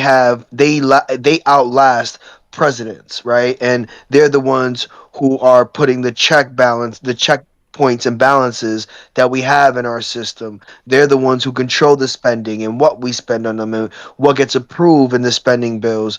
Congress does that, and this is why the midterms matter, right? They keep the executive power in check, And right now, we don't have the executive power in check because we have Republicans who own both the House, the Senate, the executive branch, and the Supreme Court. So in order to be able to take that power back, we need individuals to vote progressive and vote for the values that you think would benefit you and the people you care about, not just you. But I think that's good for today, B. All right. Yeah. Well, that was well said, bro. I appreciate both of y'all for coming out again. Of course, you know what I mean? We got the slamming team, so we're going to keep it moving and keep it pushing. And it's going to get stronger because we here till 2028. So we here until the presidential election. And our goal is to get people serious about our democracy, saving our country, and making sure that our kids and our grandkids can have a better United States of America than we had. Okay, one that we deserve, one which we implement things that other Western nations have already championed and had success with into how we do things also. And not only Western nations, but you know what I'm saying? This thing about learning from our neighbors, learning from our allies is very important, you know, because if you're not willing to learn from your allies, then who the fuck are you really going to learn from? Nobody? Is everybody just going to be too bad for you? You better than everybody, huh? Okay, we're gonna find that out. Enjoy Trump while you're waiting to find out. but in any case, I will catch up with everybody. We will see you guys in 0200 Eastern Standard Time tomorrow. That will be 0800 Central European Time tomorrow. All right. So I appreciate everybody. Yeah. See you guys back in a little bit. One. Peace. Yeah, great show, Master V. Thanks, Michael. Yeah, great show, guys. Peace. Good night, everyone. Fuck Trump. Release the Epstein files. Let's go.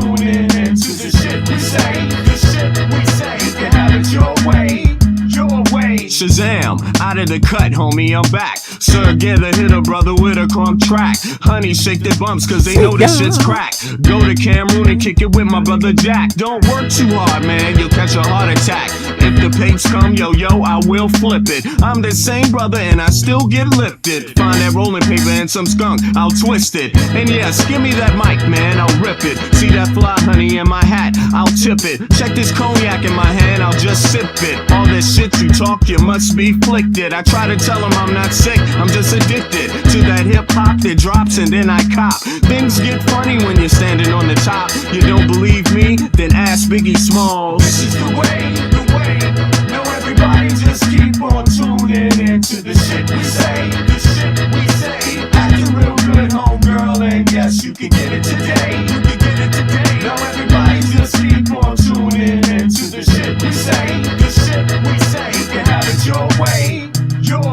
We came a long way and went through hard days. Even if the shit's hard, it's just a phase. Nowadays we write music and smoke haze. Through the pain and suffering, create a new craze. You can treat us bad, but we just laugh and make mo. Celebrating life, that's what we came for. So just shut up, get up, and shake your damn butt. Some can't get the groove, and so what? Listen, ma, it's your boy. And yes, I'm calling in. Every little thing's gonna be alright. Cause I got me and all my friends. We gonna elevate your mind, make love with the rhyme. Can't fight love with hate, hip-hop, no debate. Make your body gyrate to the vibe that's great. You will not infiltrate if you're filled with hate. Wait a minute, think about it and then get right to it. Exercise your plans in life, it's like fluid. Dissect your barriers and move right through it. Maintain yourself in the rhyme and stay true to it. Come on, don't look stupid now, you knew it. Spreading love around the world, that's how we do it. This is the way.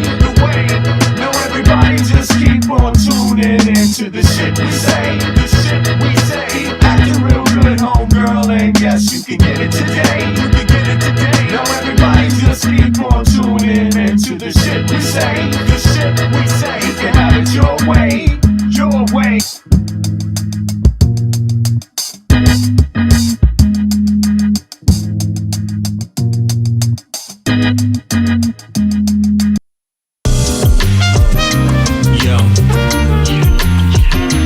The time, the place, where you just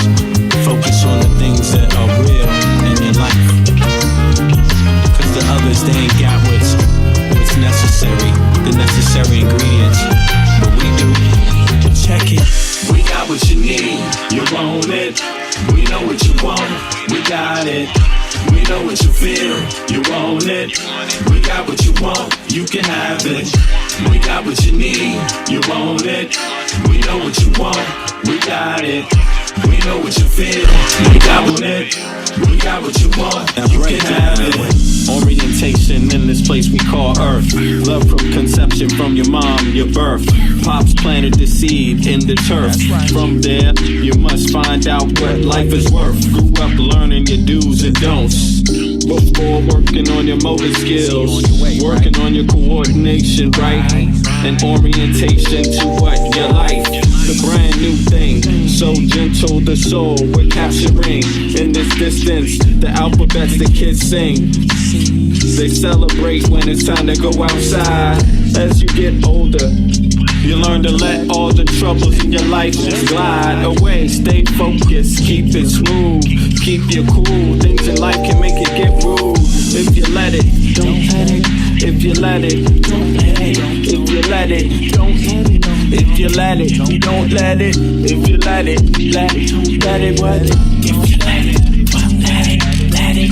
If you let it, what? Don't let it. If you let it, don't let it, let it. Don't let it. We got what you need, you want it. We know what you want, we got it. We know what you feel, you want it. We got what you want, you can have it. We got what you need, you want it. We know what you want, we got it. We know what you feel, you want it. We got what you want, you can have it. We embark on this journey through your soul. We wanna have a good time.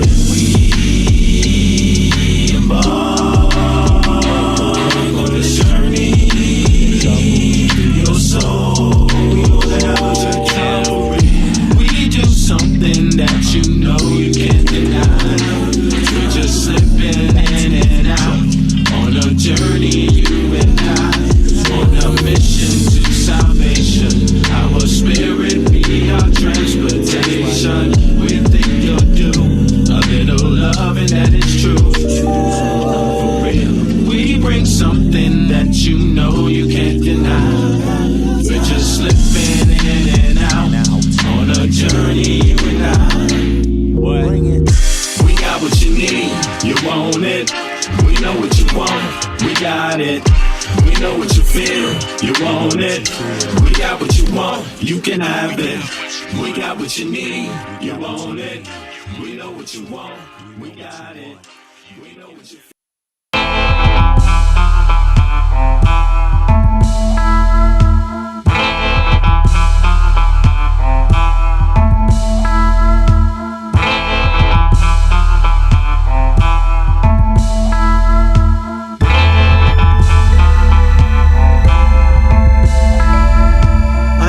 See a whack MC when he bustin', but I just back away real cool, no fussin'. I'd rather go kicking in the streets with the bums and use the knowledge to collect what? Some funds, open a non-profit and build a damn school. And this is the story of how a great king rules. There's many that claim to know the local demographic, but don't have the nerve to tell you the truth. It's tragic, but I do, so sit back and let me spit this shit to you. You feel better when I spit this shit to you. Despite the system trying to clamp down on the people will learn how to stand up to evil. Not evil that's across the globe, that's too far, but evil lies in their own backyard. And fighting, it's not an option, they can't win. The government, it's not supposed to represent sin, but then again they do, and that's a problem. So let's go down and figure out how to solve them. It's not fun being a rapper that can't speak, but we do, yes, and plus we make fat beats. Yo, we smoke weed, break up trees. Listen, bringing fat beats, that is our mission. You wanted to see us, homeboy, shut up and listen. Thelonious and Big Bennett, brother, check the vision. Mentalities, several different realities. Enter the Star Trek room when you hear the boom. I be the Walkman with the super bass. Automatic stop, yes, stereo cassette player. With the delayer, freaky lyrical sprayer. Extraterrestrial rhyme sayer. I be the poetical VI VIC slash master of the ceremony. Testimony, won't you come step with me? I'm on a historical journey, kinda like Sigourney. Implore me to represent the attorney that represents my niggas, go figure. Here's the card, they call me Uncle Vigor. Niggas love your blunts, down your liquors. I read the parallel to the fiction. You're fixated on this brother's nature. Relax behavior, I might save your change. Flip it, rearrange. The whole concept, yo, is good for all your brain. Insane, psychotic, neurotic, black onyx, and hooked on phonics. Yes, atomic, it bleeds like a bonnet. Cut with the Asiatic, they all up on it. Rhyme static with the robotic type of skill. You wonder, is this nigga Vic really for real?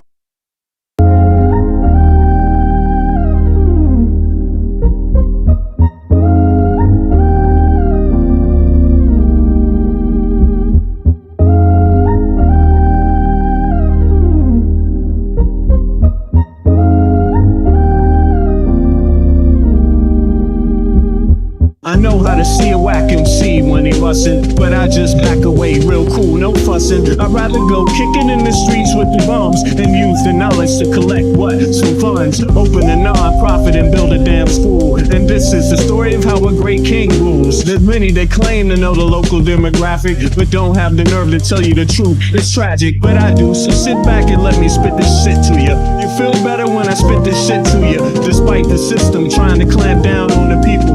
People will learn how to stand up to evil. Not evil that's across the globe, that's too far, but evil that lies in their own backyard. And fighting, it's not an option, they can't win. The government, it's not supposed to represent sin, but then again they do, and that's a problem. So let's go down and figure out how to solve them. It's not fun being a rapper that can't speak, but we do, yes, and plus we make fat beats. Yo, we smoke weed, break up trees. Listen, bringing fat beats, that is our mission. You wanted to see us, so boy, shut up and listen. Thelonious and Big Bennett, brother, check the vision. Mentalities of different realities. Enter the Star Trek room when you hear the boom. I be the Walkman with the super bass. Automatic stop, yes, stereo cassette player. With the delayer, freaky lyrical sprayer. Extraterrestrial rhyme sayer. I be the poetical VIC slash master of the ceremony. Testimony, won't you come step with me? I'm on a historical journey, kinda like Sigourney. Implore me to represent the attorney that represents my niggas, go figure. Here's the card, they call me Uncle Vigor. Niggas love your blunts, down your liquors. I read the parallel to the fiction. You're fixated on this brother's nature. Relax behavior, I might save your change. Flip it, rearrange. The whole concept, yo, is good for all your brain. Insane, psychotic, neurotic, black onyx, and hooked on phonics. Yes, atomic, it bleeds like a bonnet. Cut with the Asiatic, they all up on it. Rhyme static with the robotic type of skill. You wonder, is this nigga Vic really for real? It's still, but only necessary in the berry. I'm milk like dairy, they quite contrary. That's scary, but I'm a dog in the prairie. I scurry to grab my bones and just worry. Lyrical blurry, go get your secretary with impeccable diction. My style might vary, so get a hold of your own shit real fast. Fucking with us, we take it right out your ass. Prairie dogs chill while the other dogs howl. Too many dogs get sent to the pound. Back on the hill, me and my peeps just lounge. Prairie dogs, we keep it on the down. Splat out, don't like gun splatter. We try to climb the ladder, wicked men get better. They make it like splatter, but it really don't matter. Cause you know we coming back to our sons and our daughters. Father him the one who protects ya, and the mother she will never neglect ya. Through divine nature, the people respect ya, and in this way I deliver my lecture.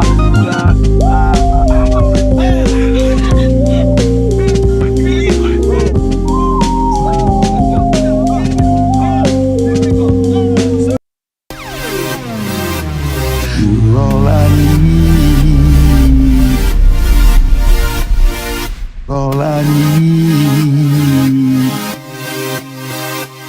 You're all I need. All I need. Get off the train at Pennsylvania Avenue. Saw this beautiful honey, and guess what I do? I asked where she was going, and she said to work at this expensive law firm where she is the clerk. She just moved to the city when she finished up her bachelor's. She's going to Georgetown to get her master's. I was impressed. What about you? My life's a mess. My dog just ran away, and lately I've been depressed. Came downtown to go to the National Museum. I think about 2:30 you can see a film. If you wait a second, I could walk you there. It's close. I said I like that a lot, and right now you're the most. She started to tell me of how she dreamed of moving to the city, and the day is beautiful when the night is pretty. That's two things then. Then I hit her with a grin. Right then, I knew that something special would begin. The way she moved, it's only one thing up in my mind, but I maintained the vibe like a brother on the grind. She gave me the digits and said, call me sometime. And you know I'm going through it cause she's looking so fine. Downtown honeys look so damn nice. They looking so nice, you have to see them twice.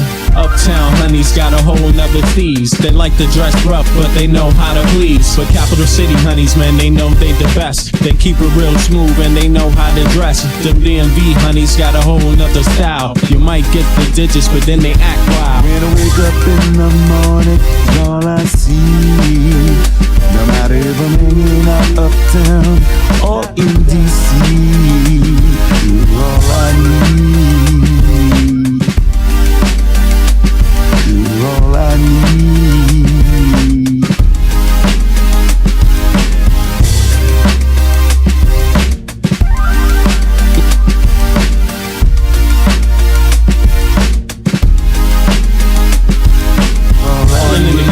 Down on 10th Street, that's when I caught her eyes. And what a surprise, she was reading the Wall Street Journal, sipping up on a latte. I winked at her and said, what a nice day. She laughed and said, why don't you join me for a minute? I said, what's your name? Mine is Bennett. She said, mine's is Sherry, I think I'll have a Sherry. She said, we can both have one, there goes the Blackberry. Seeing she was busy, I said, how about a rain check? I'll give you my number and later you can check. She said, bet.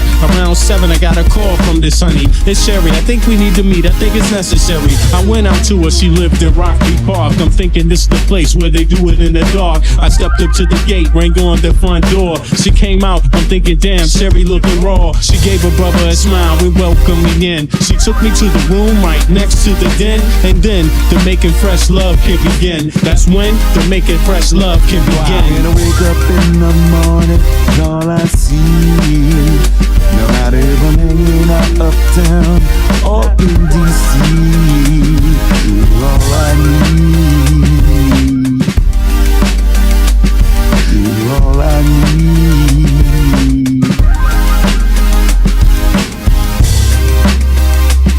You're all I need. All I need. Downtown honeys look so damn nice. They looking so nice, you have to see them twice. Uptown honeys got a whole nother thieves. They like to dress rough, but they know how to please. But capital city honeys, man, they know they the best. They keep it real smooth and they know how to dress. Them DMV honeys got a whole nother style. You might get the digits, but then they act wild. When I wake up in the morning, all I see, no matter if I'm hanging out uptown or in DC, you're all I need.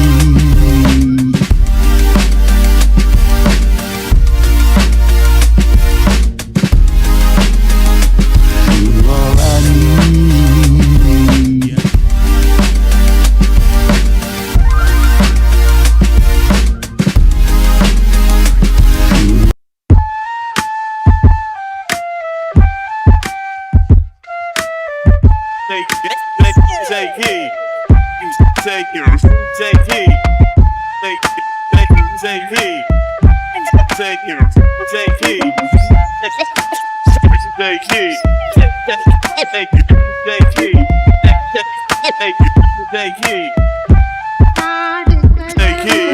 I traveled the globe just to gain perspective. The theory of relativity applied. Of course, it took a while to decide how I should proceed, but even my life is truly based upon need. So I move forward with more deliberate speed. Smash corny motherfuckers that stuck on greed. My seed is worth more than $1 million in future stock. The goal is to break the safe, the padlock.